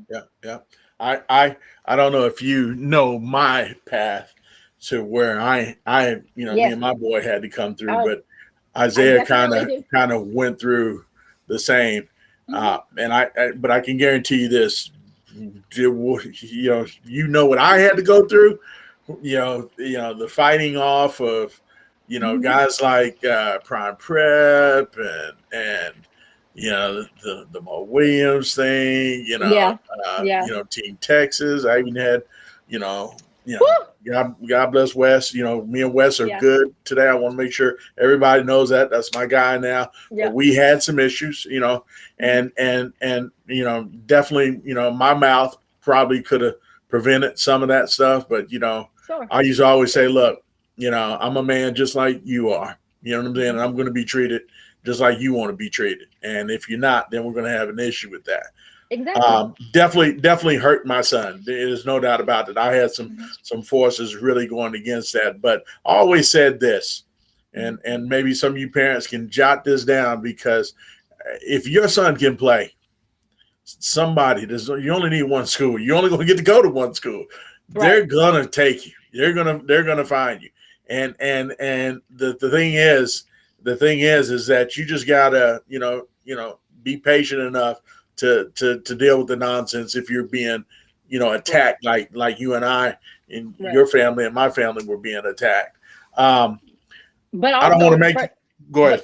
But for them to use their resources, because now the kids have options. They don't have to necessarily go to school. They can go to the G League. They can go to this overtime. If they actually have parents and or grandparents that were born in another country, they can actually play as a local player internationally.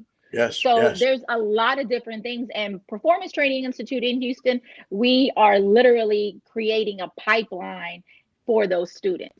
Talk to me about that. Talk to me about performance. The Performance Training Institute, PTI. Talk to me about that. Give me the skinny on how you guys came up with that.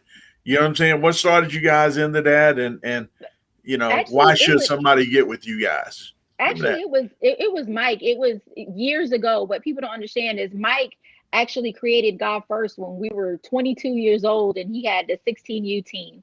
We were young, and the kids were toddlers. And Mike, I mean, he was working with John Lucas when John did the pros. Guess what? He had, you know, Jay Lucas. He had all the other that are now NBA players. Lucas would tell him, okay, you go over there and you work with those kids. So it started underneath that, and it just kind of grew. And as he went to 25 different countries and played around the world, he came home and said, you know what, I can do this.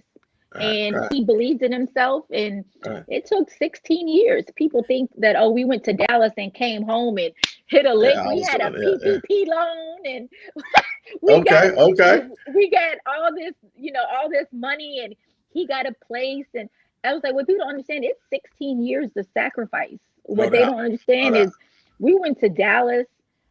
We lived out of a hotel for 2 weeks. While the kids were started Oak Cliff, sleeping on air mattresses, trying to make it work. But just faith in God and having our paperwork in order and believing on ourselves. He now has a building. I mean, he has a space, and he has a half court, real wood on that floor. There's no tape on. No doubt. And we do have an NBA weight room. A recovery center, and we will also have a storefront. So it'll have streetwear, athletic wear, and we will house everything. Oh man, I gotta come down and see this. Yes, it is a one-stop shop. We actually have some NBA players that have reached out to Mike because, again, he has his own keys. So guess what? If it's 11, 12, 1, 3 a.m. and they want to get in there, they have agents that want to come and do a private workout. We already have those scheduled. Awesome. We can do combines. We're going to house a lot of great things this summer. That's awesome. Ain't nothing like seeing a family like yourselves that had to endure a lot of stuff with their own kids, just all of a sudden just explode into something big for this game. And that's why, I love talking with you. Me and you hit each other up in the DM all the time. It's great. I'm just having a hard time understanding how people be hating on quiet ass Mike. I don't think this dude. I don't even remember if he said hello to me before. I know we shook hands and we dap each other up. I don't think I've heard him speak since I've been knowing you guys. I don't get that. Yeah, it's because he's a threat to a lot of people because of how much knowledge he has. The network he has. And people in Houston, they know who he is. They know the lineage of where he comes from and what he's accomplished, but they're going to be very quiet about that. So of course they're a threat to their business. But Mike is so non-confrontational. He's like, Dora, that doesn't even deserve a response. I'm so focused in what I'm doing. I don't care what they're doing. There's enough money and enough kids and enough things. I'm doing my own blueprint, and we're creating a great blueprint over here. No doubt. Sounds like it's great. Sounds like it's much. You're having a lot of fun too. Yes, that's the main thing. You definitely want to be doing something you like and having fun doing it. You know what I'm saying? And that's why I love doing this struggling podcast, because it's something I love it. I told everybody, I was going back looking at some of my we were on Blog Talk Radio, and I got to looking at some of my old shows 10 and 11 years ago. Oh wow! Just some stuff. John Lucas one night, Josh Langford, who was at Michigan State. I saw your list. Your list. Dude, it's crazy, and I had more even before that, and then the different topics, and so I said, I really loved doing this, and I stopped because Jules was going to high school, and I didn't want to make it seem like I was using that as a platform. Most dads would have kept that going and said, "Hey, this is a good way to highlight my own son." You know what I'm saying? I was never like that. I never talked about my own kid.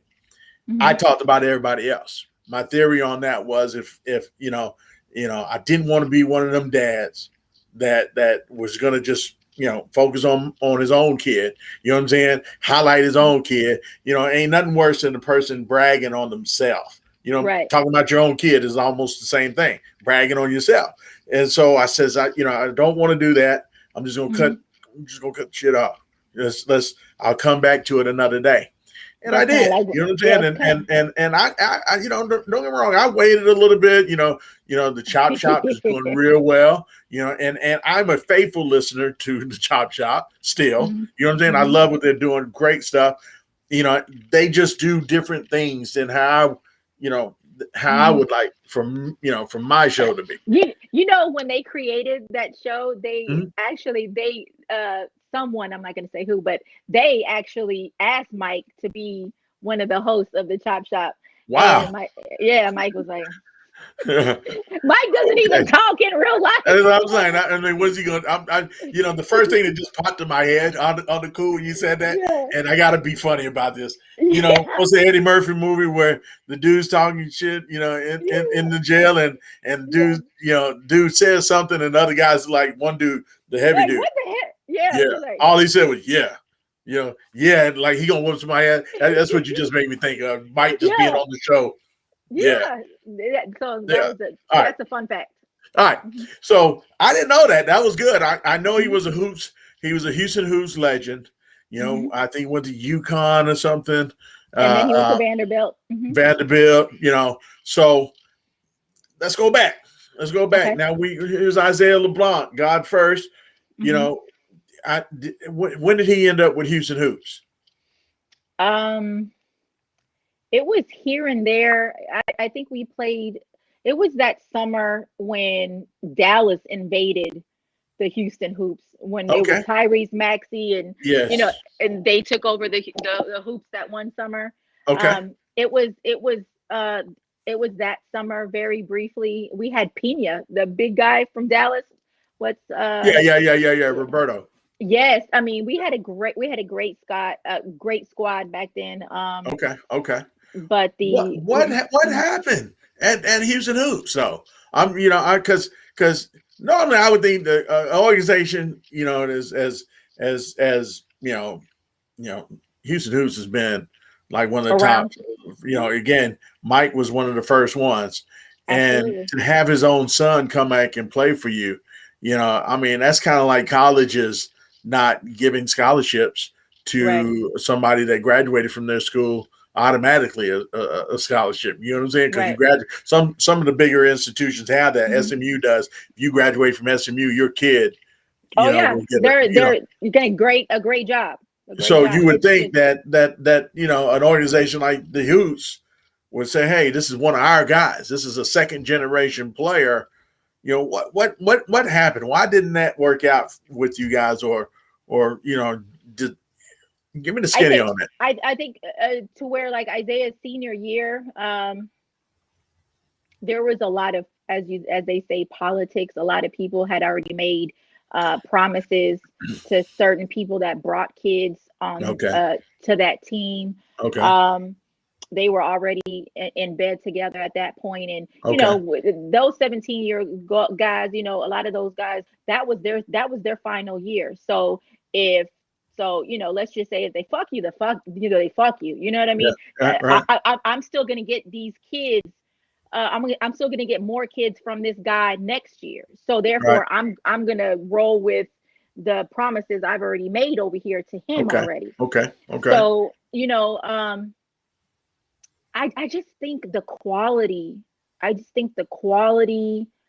Of something, just like if you buy a brand new house, when you get that brand new house, you're maintaining it, you're doing all the bells and whistles, and you're taking such great care of it because you got a brand new house, right? Okay. But after 20 years, 20 years go by, I don't care about cutting the grass, so I don't care. You start taking you're cutting corners, and you're not getting. Let my wife hear this. the greatest maintenance on it. you're not even getting good quality vendors or no doubt, or people. And I think that's kind of like what happened here. Okay. It's just people got worn out and tired, and it just kind of reflected on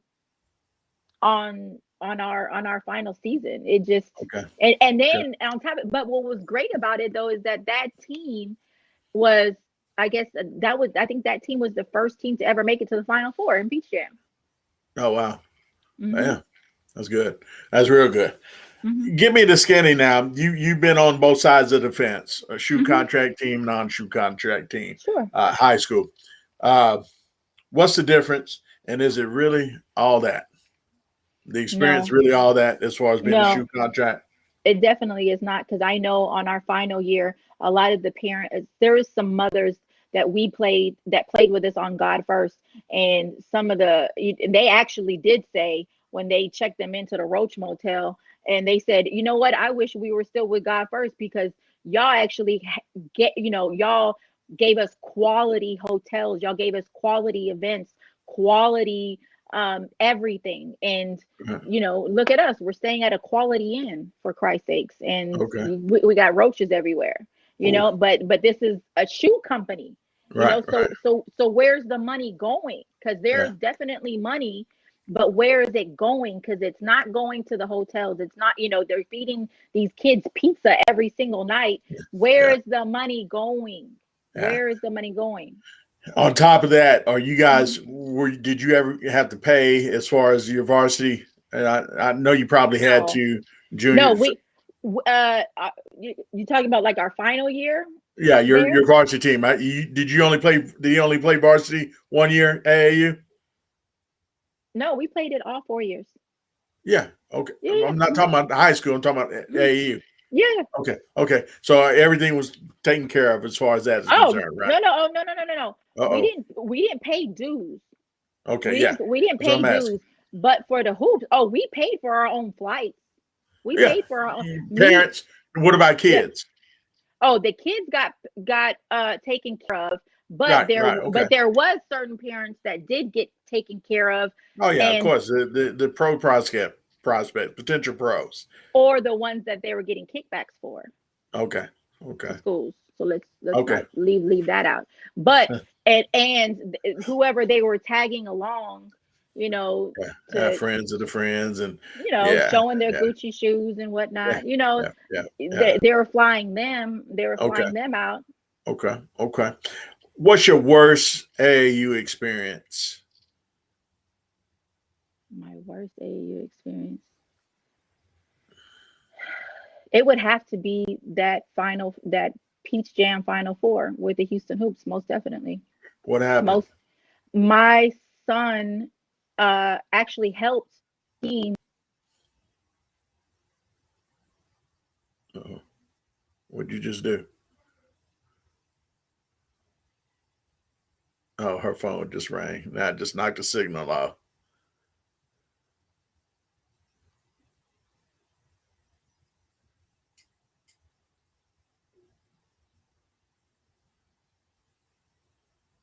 You still there? I can't hear you now.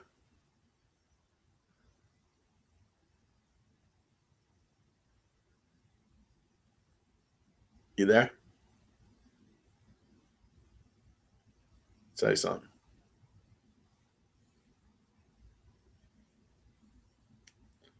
Dora, hang back up and come back in. Yeah, there you go. Oh, you still ain't coming in. You got to hang that other one up.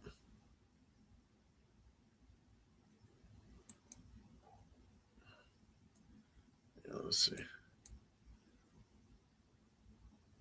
No, you still this line right here. You got to disconnect right here and then redo it. Hang that one up, because I can't hear you. That's the one that we had the bad line on. Ooh, she got two of them lined up. All right. So we got a little technical difficulties on that. So what I need to do, y'all, while we're waiting on her to do that.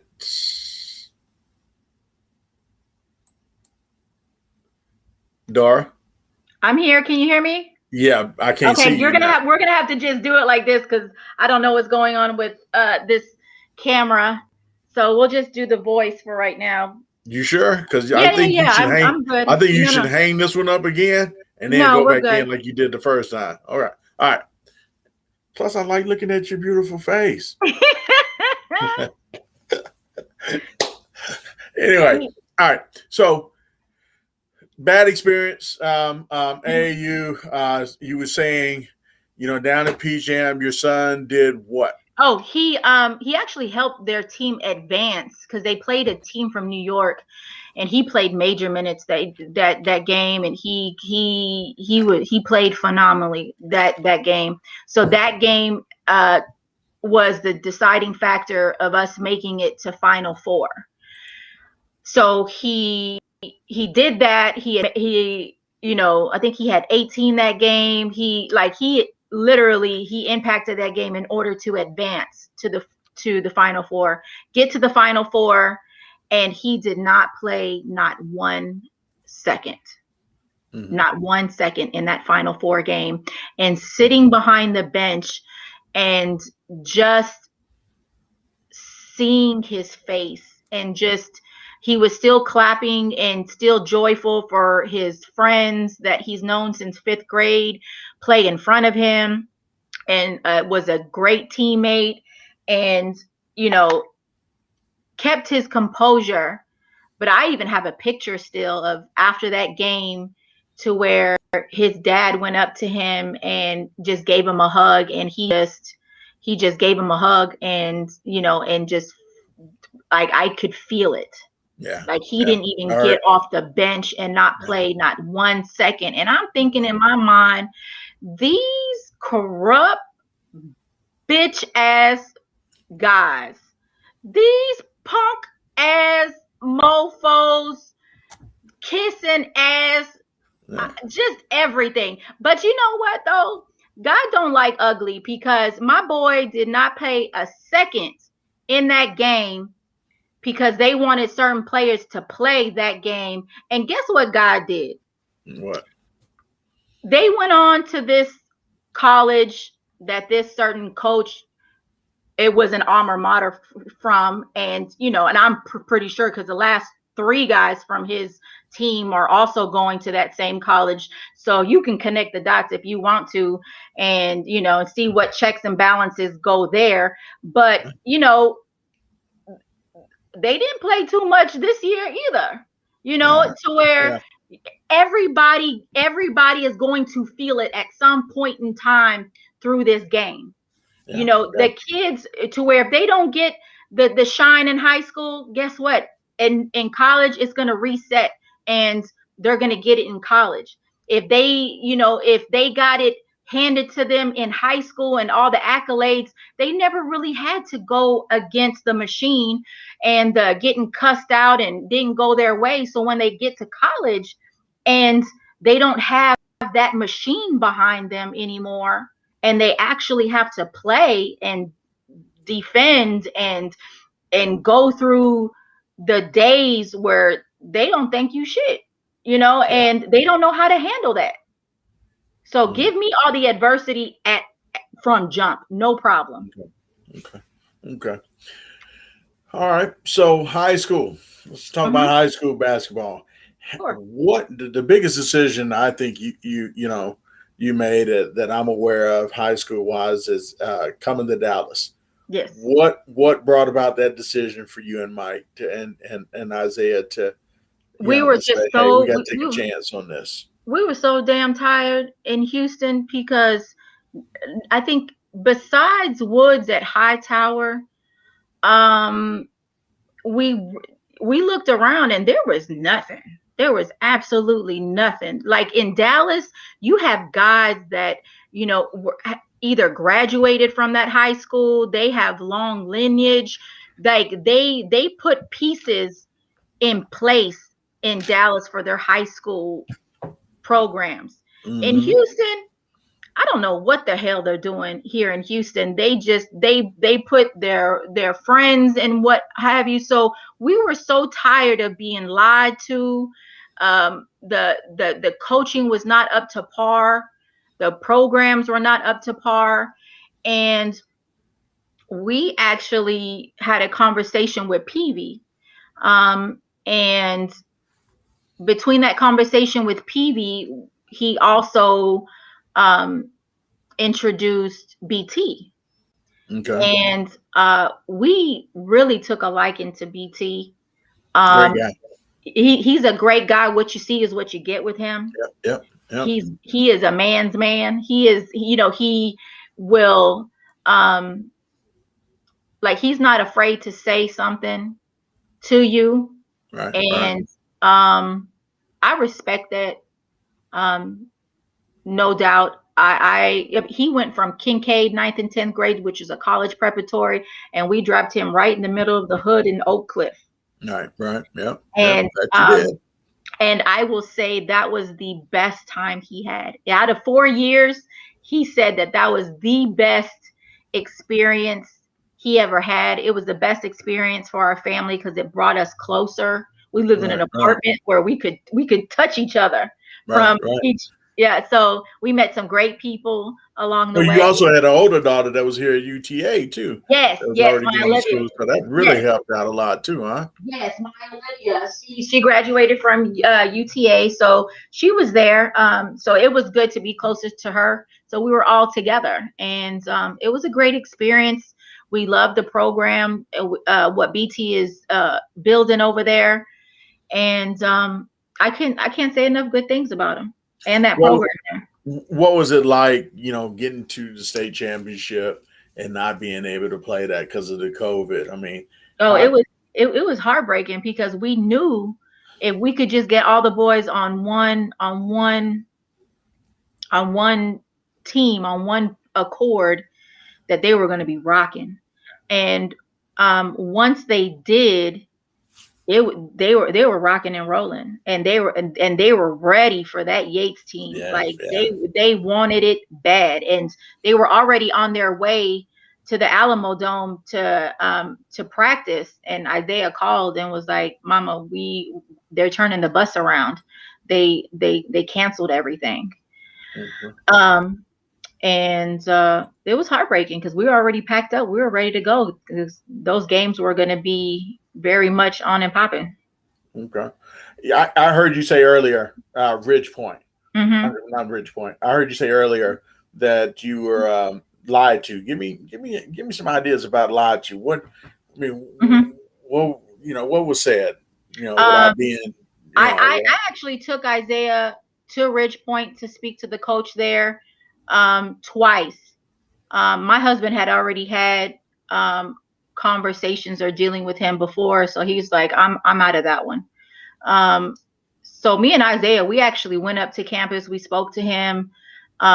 He pretty much gave Isaiah the green light to do what he wanted to do. Just to come in, play, get all the guys involved. And that's pretty much what Isaiah wanted to do. Isaiah is like, he's not a selfish guy. He's not a selfish player. And he knows all those guys that are at Ridge Point because they all grew up together. They went from elementary school, middle school. Mo City is big, but it's not that big. Everybody in the basketball community know each other. So, he gets everybody involved. Those are his boys. He's not that guy. And I think a lot of missed promises because an AAU organization that was ran out of that high school, they moved some kids in, or they moved that kid in, and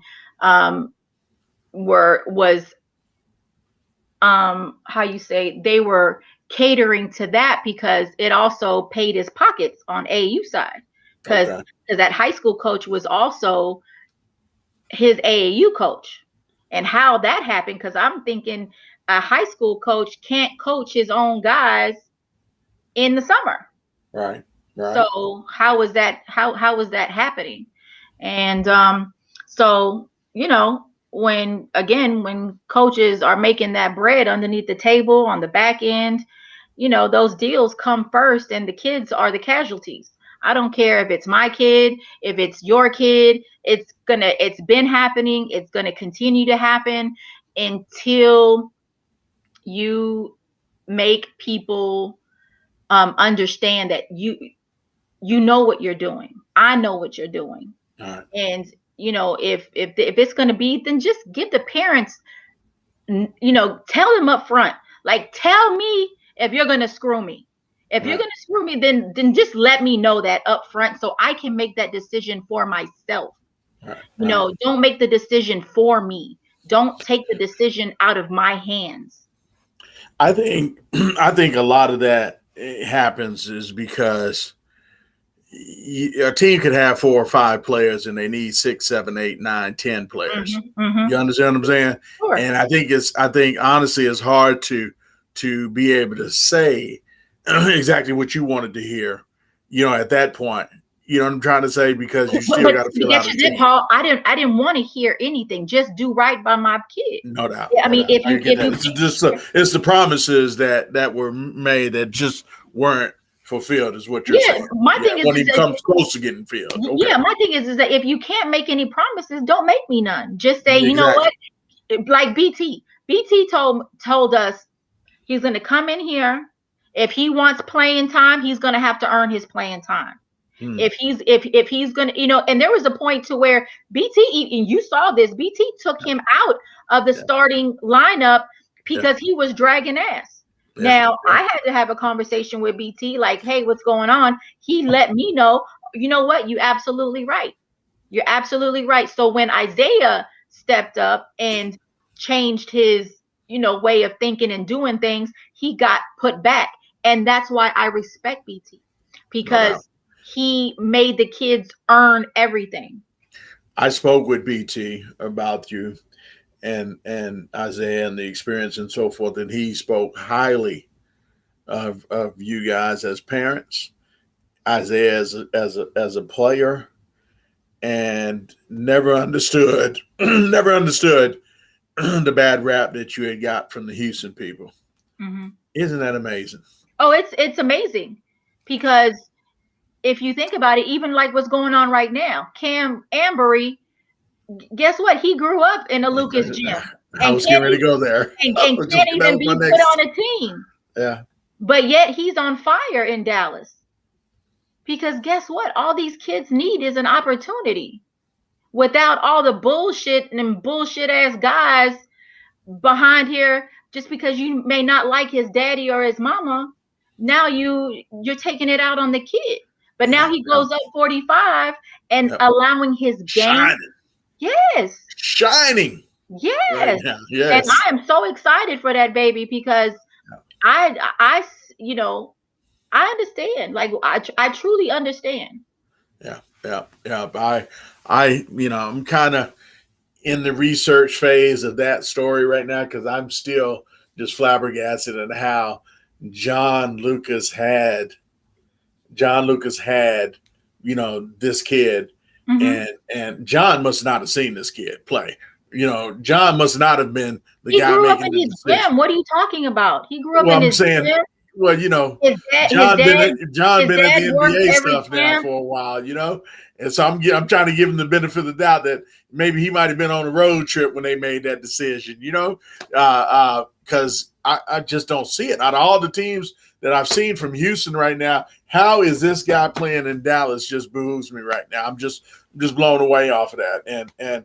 But I guess that's what happens when a real coach gets a hold of you, because I love Sean Ward. So, he put pieces together. Yeah. And that's what a great coach does. They see a vision, and they may not be good today when he saw him 2 months ago, but he had a vision of what he needed and what he could get out of them, and he could actually coach. And as time went on, that vision came into play, and now it's coming to fruition. A lot of these coaches don't have vision. They don't know basketball. They know X's and O's, but they don't have vision. They lack vision. All right. Next page. Sure. What's the difference between Houston basketball and DFW basketball from your view? Shit, everything. Oh, everything shit. Up and down. It is, you know, I got so much slack when we were in Dallas, and I would talk to some of my people in Houston. And I would say, you know what, this is a different kind of basketball. And this is exactly why we came. And they're like, what are you talking about? I said, I feel like in Houston, we play a lot slower, I think.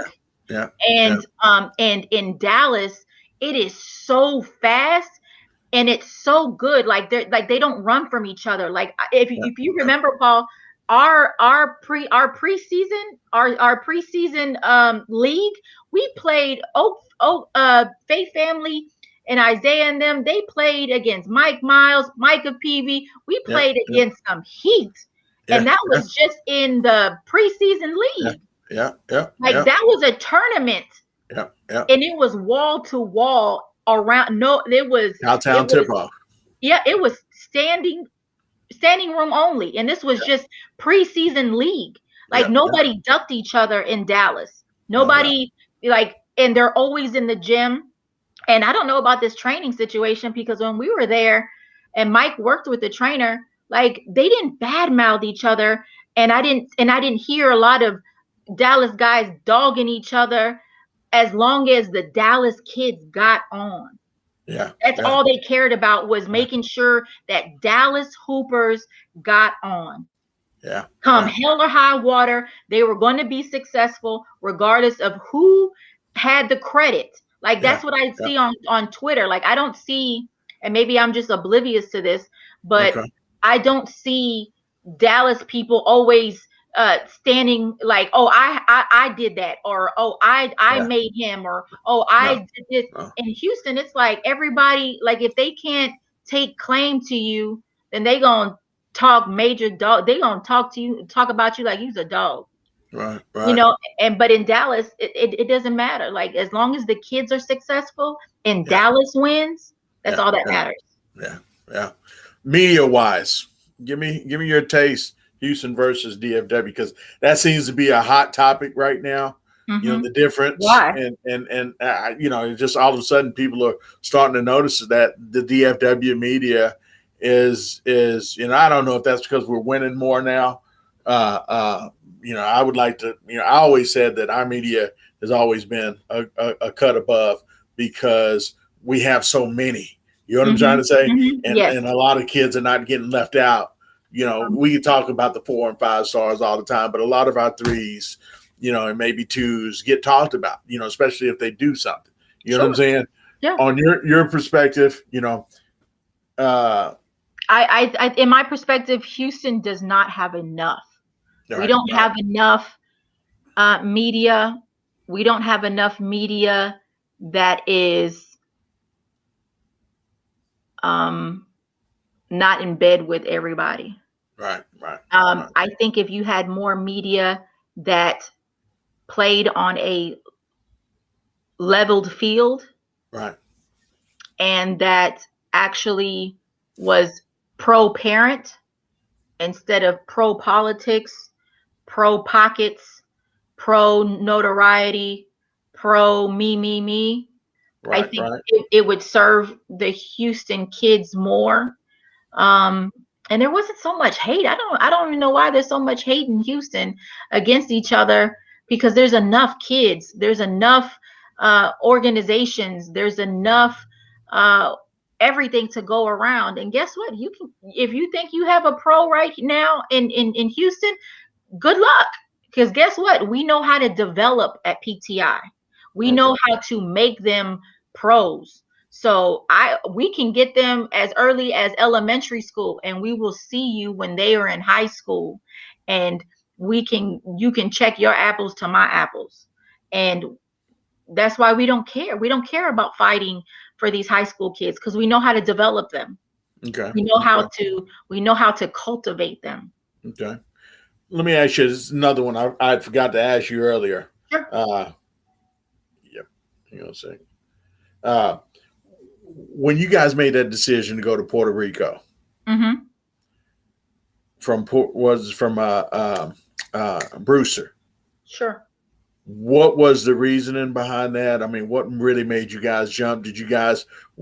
Were you not good with what was on the table as far as any colleges, or what made you just I jump spoke at to that? somebody the other day, and about a certain situation that had just currently happened, and they were just like, it's funny because everything that y'all have done and this, that, and the other, and Isaiah didn't have a scholarship to go to, and then I said, whoa.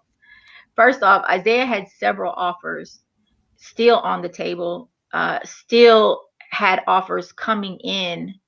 And I still have offers that are from coaches that are in my inbox trying to get his number, that are interested in him now. Like, what would it take for him not to go to PR and come on campus?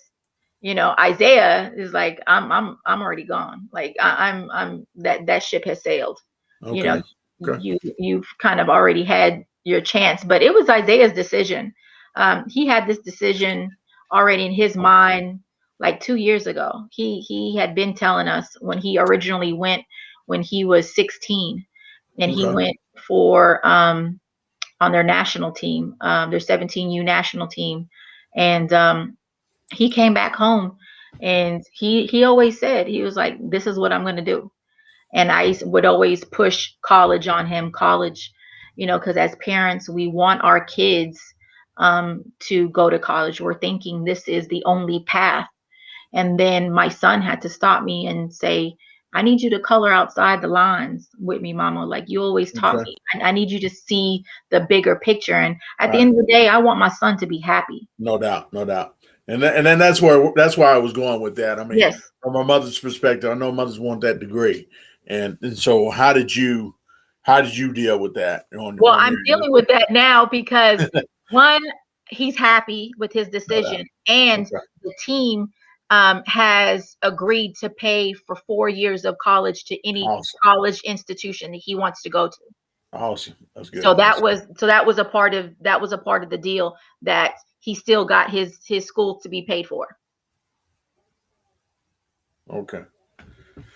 All right. That's what I wanted to make sure on. All right. So man, we kind of went through the teeth of everything, man. Sure. I do want to ask you, what advice would you give a parent going into high school concerning shoe contract teams versus non-shoe contract team? Look at their history. Look at who they have on their benches. Do some research of what guys they have on their coaching staff. Talk to the parents of past players. Get the itty gritty on everything, the good, bad, and the ugly. Just be informed, ask questions. I want parents to empower themselves. Do not think that y'all are sitting ducks and that y'all can't say anything and you can't rock the boat because you need somebody for a scholarship. At the end of the day, guess what? That's your kid. The only person that should benefit from him, that should make money, physical money off of him, is you and your family and that kid.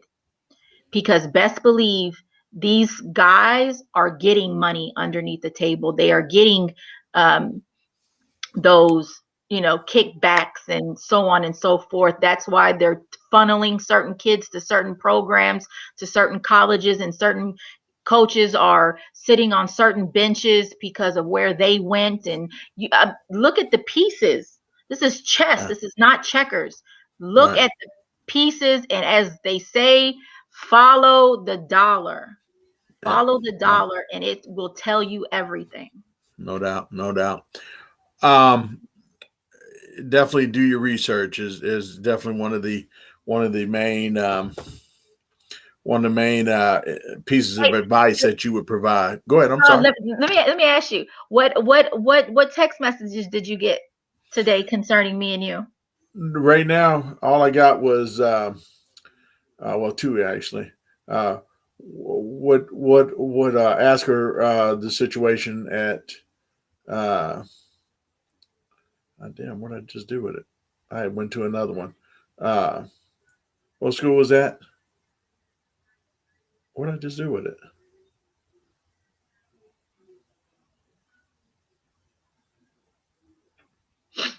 I know I didn't erase that. Hold on, did I erase that?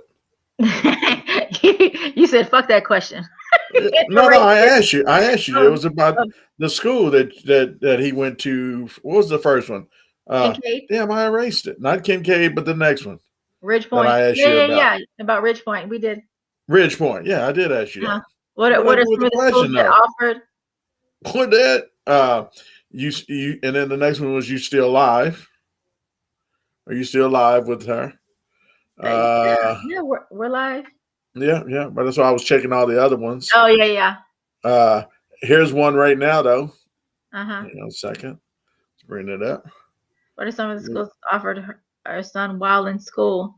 Of course, Calvin Sampson. His Sampson came himself to Kincaid and offered Isaiah.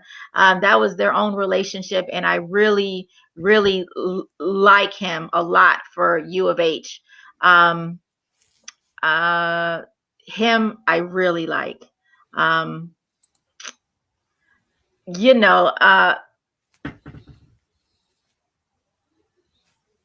Georgia Tech, and I'm going to say a couple of, there are some other teams, some other schools, and let's just say they just weren't good fits. Okay. All right. Basically that was it. I'm trying to make sure all my DeMarcus had text me, thanking me. So yeah, no, nothing so far as text messages against you. I think a lot of people just wanted to hear exactly, what Dora was going what was Dora going to put out right now. I think you had a couple people on a little notice, if you will, from earlier.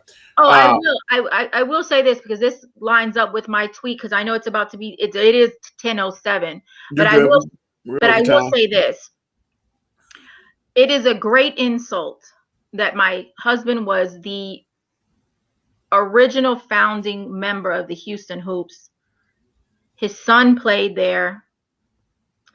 And just like I put it in your Twitter feed, they have a coach there that was scrapped out of his own college of the records from being in the boosters and this, that, and the other. And they had to disassociate him from until 2012.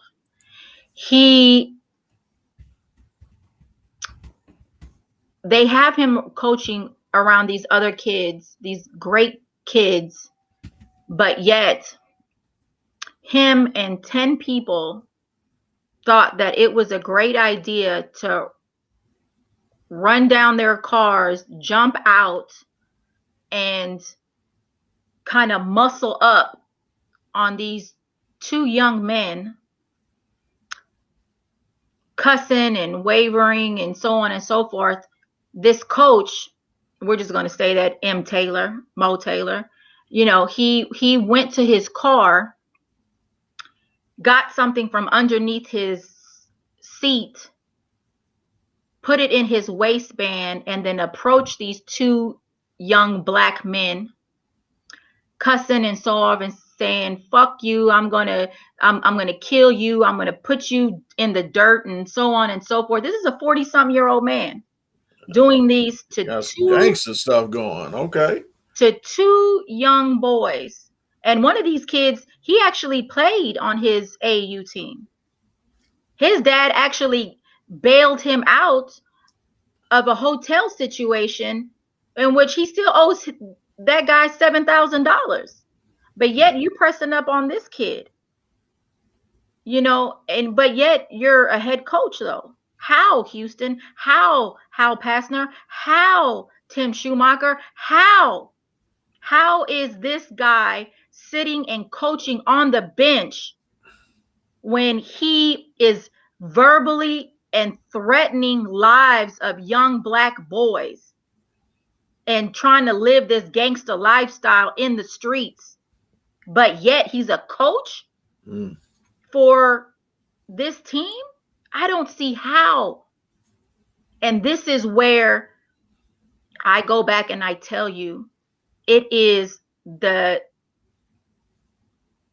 fall of a dynasty, because nobody cares about production. Nobody cares about the details. Nobody cares about the quality of people in an organization. Nobody cares about the quality of what they're doing. Nobody's a man anymore and say, you know what?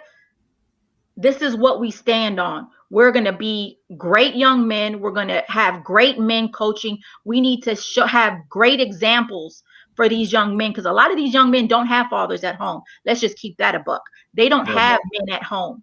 So therefore, you're putting these young men, and thinking that this is cool. Like, I don't understand you, and if any grown man has a problem, go see their daddy. Go see whomever, but you don't ever come up to a kid and do that to them, because guess what? You have children, and you don't want that karma to come back on you, however, whenever, however it may come. You just don't know. Definitely agree with you on that. Very well said. So you said, high school coach almost brandishing a gun towards some kids. No, not a high school coach. He's an AAU coach. No, the AAU coach. I'm sorry. AAU coach, ex-NBA player. Yes. Yeah. Mo Taylor. It's crazy. Very crazy. Houston hoops. Yes, and that's something that definitely shouldn't be happening. I definitely agree on that. There very much is, a police report. There is those things to back that up, pictures, receipts, all those good things. So I want an answer. Yes, Hal Passner did found that actually it was Mike and his teammates that actually came up with the name of the Houston Hoops. It was written on one of those long pieces of paper, from grade school, Houston Hoops. So they were the kids that came up with that name. And to think that, something like this is happening, it's like I said, it's a fall of a dynasty. Okay. Parting shots. It's getting late. Yes. Give me your parting shots. I mean, your experience, just advice is just parents, be informed, make great decisions, talk to each other.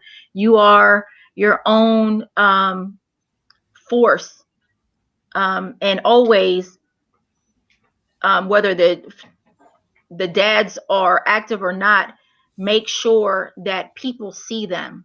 These fathers, whether they're at every game or not, guess what? These coaches and these men and these grassroots need to know that this kid has a daddy. Whether he's active or not, he has a daddy. So don't think you can slide in DMs and send compromising pictures and all those good things, that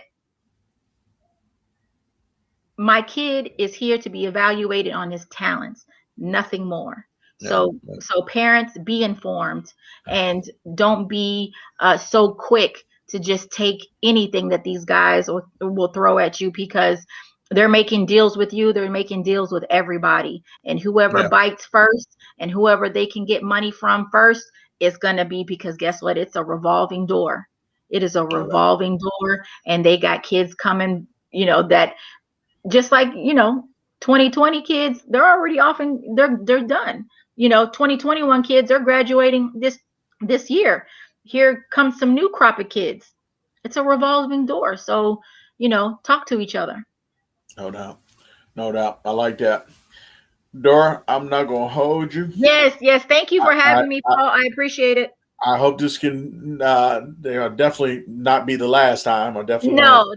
have you on again. I want to start having you on. I'm going to end up doing like roundtable discussions with. I've had. I don't know if you saw the show last month where I had Mike Miles, mother, Mickey Miles, on, and she kind of gave her personal experiences as well. I'm going to have a couple of other mothers on. And I have yet to meet her. I heard some great things about her. I see her active on Twitter. I really like what she's doing for Dallas area. If you happen to talk to her, please let her know. I see her, and I am wishing her all the best. And also, as well as her son is a great player, and great family. No doubt. So the plan is for eventually to do, hopefully I can do one next month to where we can have some mothers on and kind of go through everything and, really kind of put some situations out there. You know what I'm saying? Because, I think we touched on a couple of things, but we didn't really grab a hold. Yeah. Of a couple of things. You know what I'm trying to say? Another day. Yeah, exactly. So, so I want to still leave some meat on the bone, if you will. We still got some meat on the bone that we got to end up, clearing up. So, definitely want to make sure that we got you on standby for that, to have that show. I definitely appreciate you coming on tonight. It was definitely a pleasure. I always love chopping it up with you. You're a lively conversation, Your conversation. I like I always told you. Remember, in every gym, as soon as I see you, I'm quick to come and talk to you. Yes, you are. I loved our conversation. You're a great man. Keep doing what you're doing in the DFW. And guess what? Don't worry about what a motherfucker got to say about you. Because guess what? They don't pay your bills. No. They don't. Guess what? As long as it makes you happy and you find joy in it, and some real parents can get some knowledge from you. Guess what? Anybody that got something to say about you, fuck them. I'm with you on that. Don't worry about that, because that's how I roll. Yes. I've told you that many years right now. Yes. Dora. Hey, I just say this stuff, and they ain't hurting me. They helping me. That's how I look at it. Yes. I've been in this game for a long time. And I ain't back down on nothing that I've said.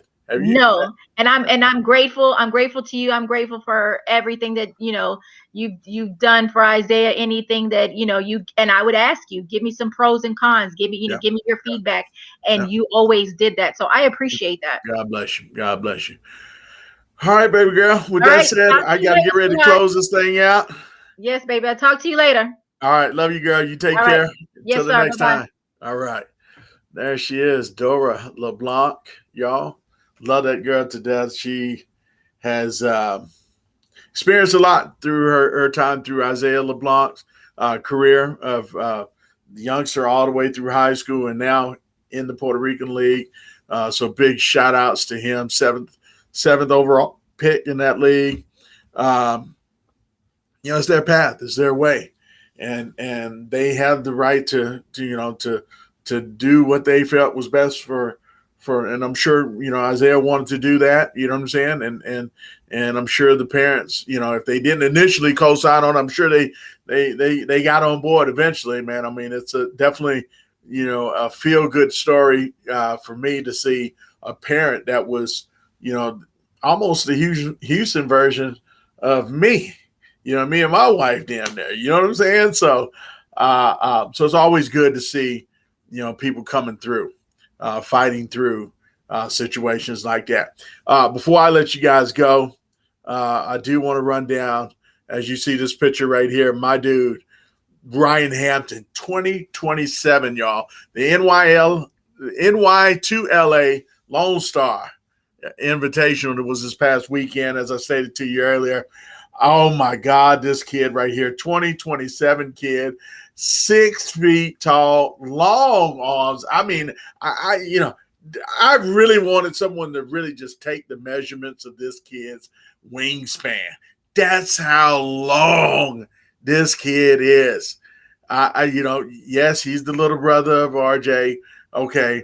But I'm telling you right now, this kid right here might be the best Hampton of the family, and they've got some good DNA of basketball blood in there. I know it's early, but Ryan Hampton is the shiznick Trust me, shooting from almost half court, busting it in guy's face. Dude, Keith Frazier jump shot, Terrence Ferguson range jump shot. I mean, you feel Forte range jump shot, and he's just in the 6th grade. And yes, by the way, he ain't afraid to go down and block some shots and get some rebounds and post your little self up and give you a little, running hook. This kid can play, y'all. Ryan Hampton, RJ Hampton Elite. Check them out. If they're in a arena near you and you see them on the schedule, you need to run to go see them guys play, man. Great group of kids too. They've got 5 kids that can really get it. And he only played with 7. They only played with 7, and I'm telling you, they put it on a very good 3D Hoops Academy 2027 team featuring who I absolutely love, my dude Beckham Black, little brother of Anthony Black. Stay tuned for that little matchup, man, because I'm telling you that's already starting to have a rival, feel to it at such an early age right now. So stay tuned, for that. I'm telling you, you look at the 2027 bracket, see if RJ Hampton Elite is playing in that. If 3D Hoops Academy is in there, you guys got to go see that game. Trust me, there's some bad blood brewing, in that rivalry already. That's my dude right there. My next guy that I wanted to highlight, y'all, from that is Seth Trimble, 2022 guard out of for Phenom U. Man, dude has a North Carolina offer already on the table, and judging by the team shoes, they had the Carolina blue and white shoes, the whole team. I got a feeling he's going to be a North Carolina Tar Heel next year. This dude was all that. His frame is nice, 6'2", go-getter, man, playmaker on both ends. Has some pop in his jump. The guy gets off the ground, 2 legs, one leg. It don't matter. This guy can get off the floor. Really excited about what I saw in that kid. Definitely a D1 guard. He really helped me measure, give me a national feel, if you will, of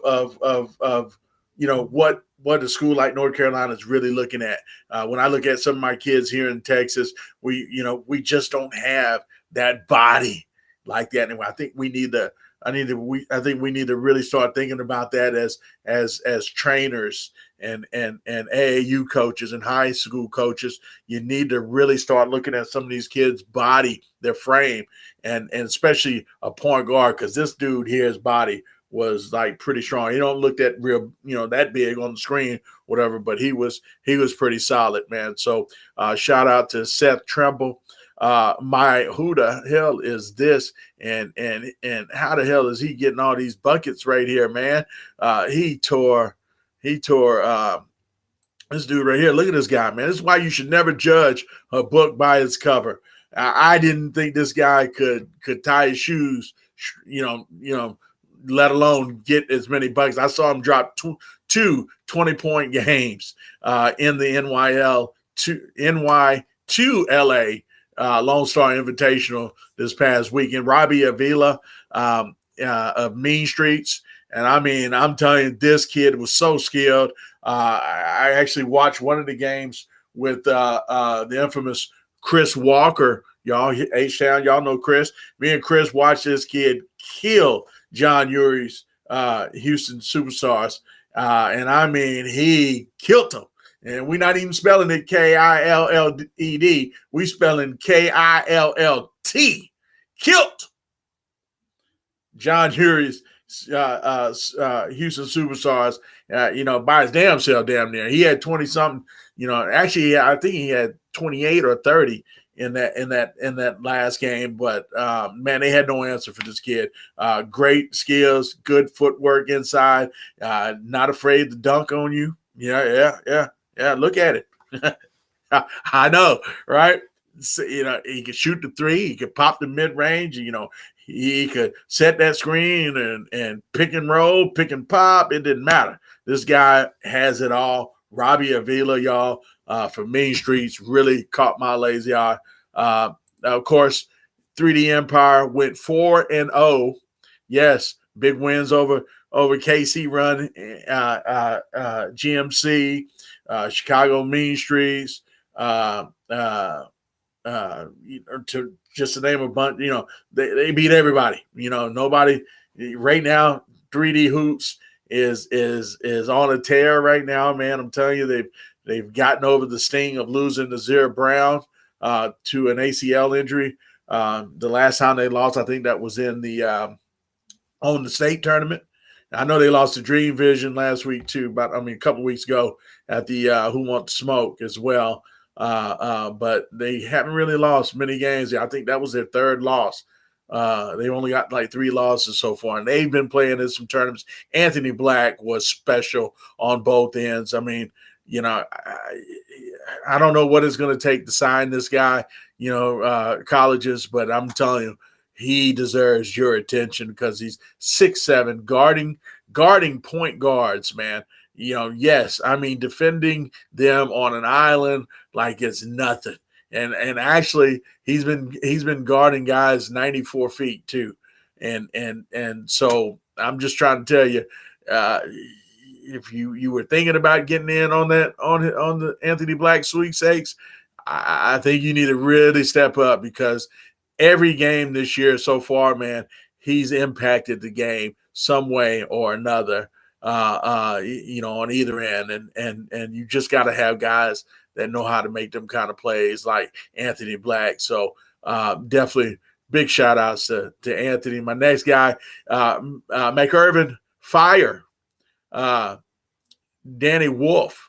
Man, I won't say that he was the best player on this team, probably not even the best prospect on this team, but this kid delivered.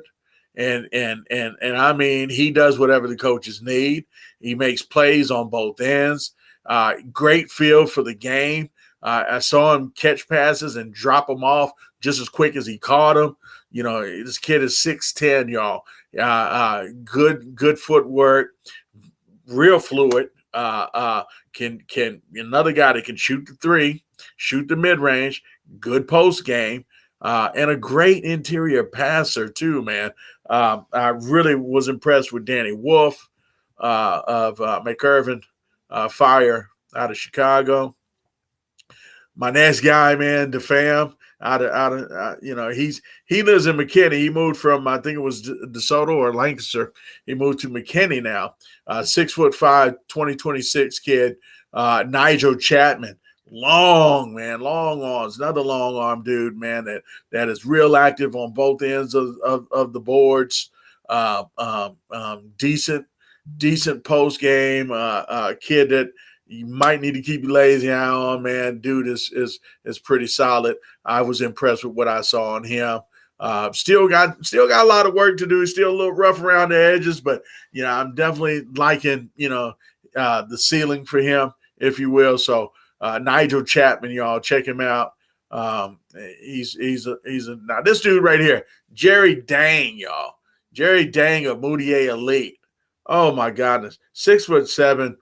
He's been catching my eye at all the tournaments, man. He was good at on the state. He was good at Who Wants to Smoke. I mean, he was damn sure good here at the NY 2LA Lone Star Invitational. Man, kid just has a knack for just making plays, getting buckets too inside, and they could look like, there's no way this dude should. Oh, he shot that. Oh, he made that. I kept saying that a couple times. It looked so awkward, but he just somehow just makes those plays. And I'm telling you, I've been watching him for the last month and a half, 2 months now. And this kid is a guy that is delivering buckets inside and in the most unorthodox way. I'm telling you, Jerry Dang, y'all. I don't know what school he's going to end up going to right now, but I'm telling you, Y'all need to pay attention to this dude. This guy's got a nice little game to him right now. My other guy here, Landon Brown, high school. He plays with Texas Tar Heels. Dominated, his age group this past weekend. I think the experience at high school playing varsity or playing against varsity guys has really kind of separated him, mentality wise right now. He looks like everything was just so slow. The game is just really slowed down for him. Great passes, shooting shots like he was almost out of bounds on one play. I mean, just a couple of inches, probably centimeters from being out of bounds and still hit the three. It just, this kid's game is starting to evolve, y'all. I'm telling you, pay attention to Landon Brown. He's got the genes, he's got the DNA. Look it up. Landon Brown was definitely a dude that like I said, I was impressed with, man, because he gets it done, man. And like I said, man, it's always good to see a kid that knows how to get it done like that. And Landon Brown makes some things happen. 3D Hoops Empire, man. What can you really say about them, man? I mean, they're continuously getting the job done. Sean Ward is probably the most underrated coach in Texas, and deserves to be, I think, probably the best. He's probably should be dubbed as the best, coach in the DFW. Switching back last week, y'all.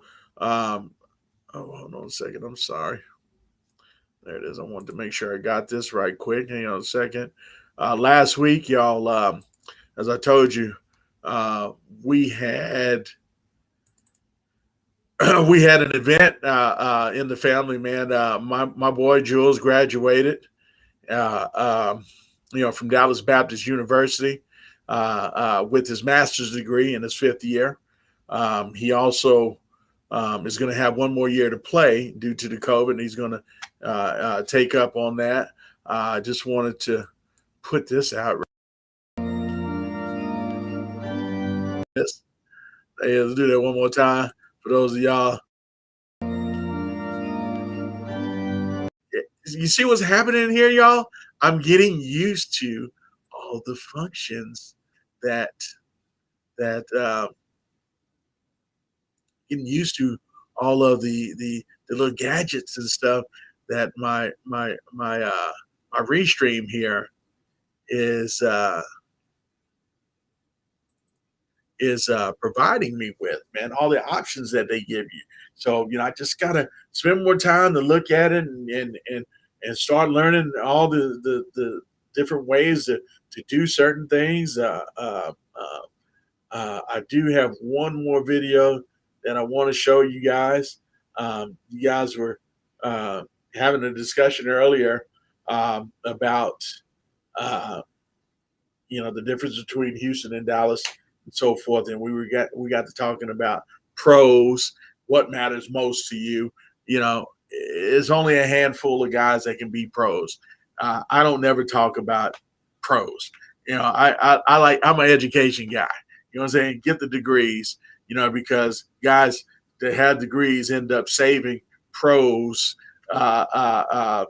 financial well-being, if you will, because some of them are too stupid enough to not know how to make their money, make more money. You know what I'm trying to say? And let me not say stupid enough, but not educated enough to understand. Like some guys are not educated enough to know when a person is trying to tell them, hey, you might want to get some more parking for your $15 million facility, or you might want to expand that $15 million building so you don't end up losing the money that you're currently making. You understand that? Educated guys know how to, give that information to athletes that are not educated. You follow what I'm trying to say? But anyway, cheat sheet, Jimmy Jimmy Hicks and Robert Hatter. I'm about. That's what I'm about. You guys. I always say that is, some of the difference, probably a large percentage of the difference between Houston players and Dallas players, because and the difference between Dallas media and Houston media. We don't care. I mean, we care about pros, don't get me wrong, but when we say we are for the kids and education, that's what we're about, man. And yes, this is what our W crew 4-0 on Alamo Dome floor, y'all. Ooh, sweet the flow, Joe. Sweet the flow, Joe. I hope y'all enjoyed this year. 2018 and 2019 has come to an end abruptly for the city of Stat City. We appreciate y'all playing. It's the Real Talk Nation, baby. Paul Miranda always giving you the real talk. Trying to give you something new, something fresh, something different from all the rest. Good night, boys and girls. Sweep the flow. Let me finish sweeping the flow. Cut it off. Okay, so I do that every year at State, damn near.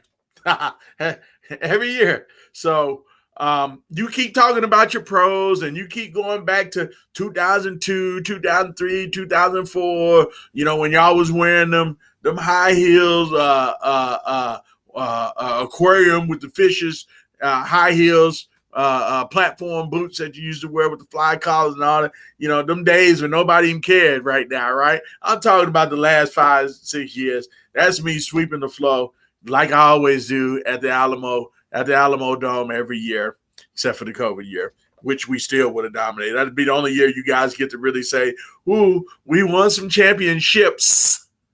Not what championships. All right. There it is, y'all. That's my show. I hope you enjoyed it. I hope it was, informative for a lot of you parents out there, especially you single female parents and you parents, couple parents, because couple parents go through some BS with some of these AAU guys as well. We had Dora LeBlanc come in and talk about her experiences through the AAU Select Service and high school basketball in Houston versus Dallas. She kind of gave her perspective in on that. I did just get a text saying she lying, of course, a Houston person. But we will give also Houston Hoops any opportunity to if you want to come on next week, have somebody, Mo Taylor, whatever, if you feel like you need to defend yourself or whatever, because again, this is just one side. We always welcome the opportunity of presenting the other side as well. I do want to make sure that you understand that these views and these comments are strictly for educational and entertainment purposes. In no way do we want to cause anyone any kind of harm through any of this. I mean, again, this is media stuff to where we're trying to be a lot more educational about this as possible. So I do want to make sure that you guys understand where we're coming from on this. You got to have thick skin in this game, y'all. And I do, caution you to have that when you watch the Real Talk Nation, or when you look at Twitter, the Real Talk Nation, or when you're on my Facebook, or when you're on my Instagram. Have thick skin, because we're going to try to make everything funny if possible, but at the same time, it's going to stick somebody. And at the same time, there's a message for that person that's being stuck for them to correct. So it's not personal. I'm just trying to do my part in helping people get educated on this game and to clean up some of the nonsense that we have to view. I definitely thank you for your time. I hope that you guys continue having a great day. Thank you for joining me. Again, I'm Paul Miranda with the Real Talk Nation. We out. Let me see. Wait, let me make sure nothing there. I'm sorry. I love it, Paul. Hold on a second. I'm sorry. I can't let y'all go yet. I checked out of the chat room. I'm sorry. DS4 Hidden Gems. I love it, Paul. This is the type of information that needs to be heard, but people keep walking around it. Well, that's why we created this show. And hopefully, guys like you have a story to tell as well. You also said much love for Mrs. LeBlanc, spitting the real on your podcast to educate others on what is going on in the AAU nowadays. No doubt. More to come, y'all. I've got some other people, man, that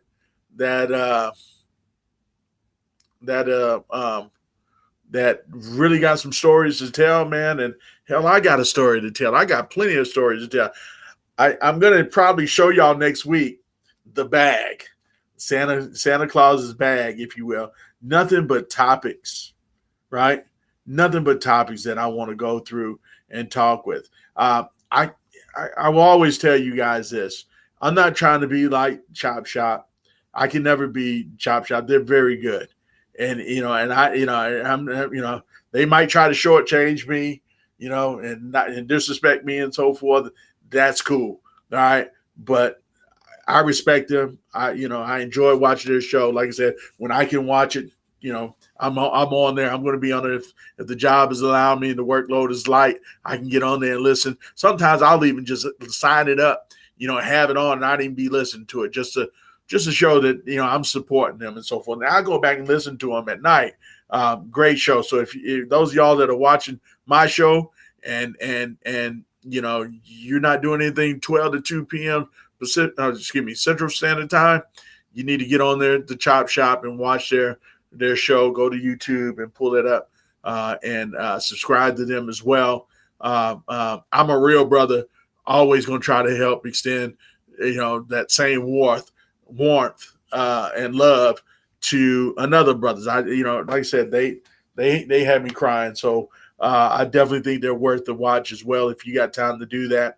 My show, I want to be different as far as straight basketball, straight parents, straight coaches, straight tournaments, everything, every facet of this basketball game, even tournament directors, evaluators, media guys, everything, dude. I want us to be able to have these kind of dialogues where eventually we're going to have multiple people on here talking about some of our issues here and there. So I'm looking here, Kevin Freeman. Definitely thank you, brother. RJ little brother is RJ Hampton. Ryan Hampton. Dude is phenomenal. Trust me when I tell you, gonna be the dude. Watch what I tell you. Watch what I tell you, dude. You heard it first right here, right?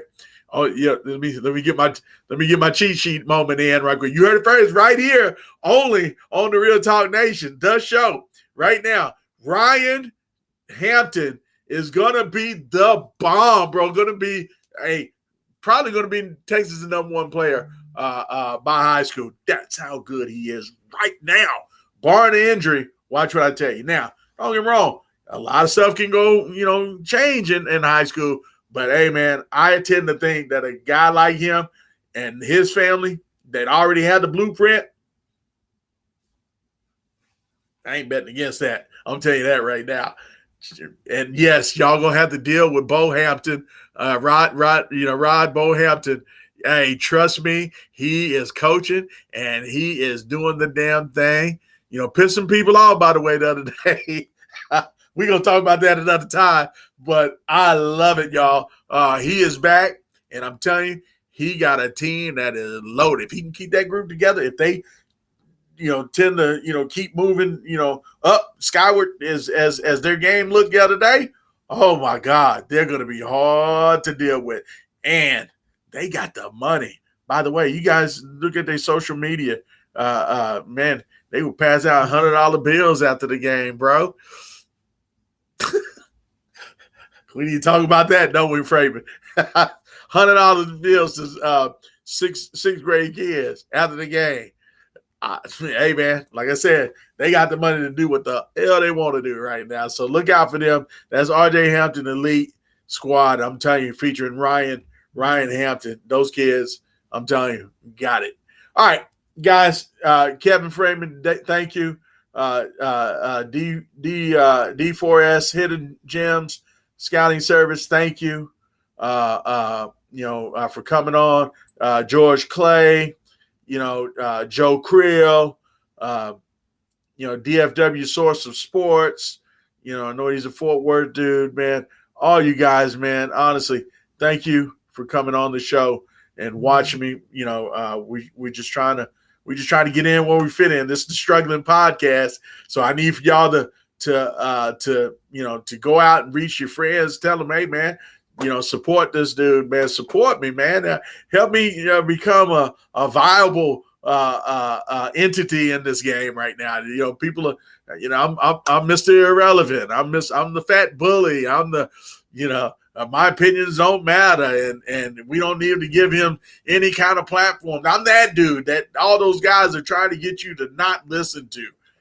Imagine that, right? If we can become bigger. Hey, I'm looking at my let's go look at they say it's the race for 2000, and I hadn't really politicked on this yet, but let me see how many, where am I at right now? I got 202 subscribers right now. Right? 202 subscribers. Is that what it says? Yeah, on YouTube. Okay. Let's work on that. I'm Paul Miranda with Friday Night Glory. I'm sorry, y'all. The Real Talk Nation. I'm not with Friday Night Glory right now, man. Come on. Anyway, I appreciate y'all coming on. Thank you for joining me. Y'all have a great evening. See you next week.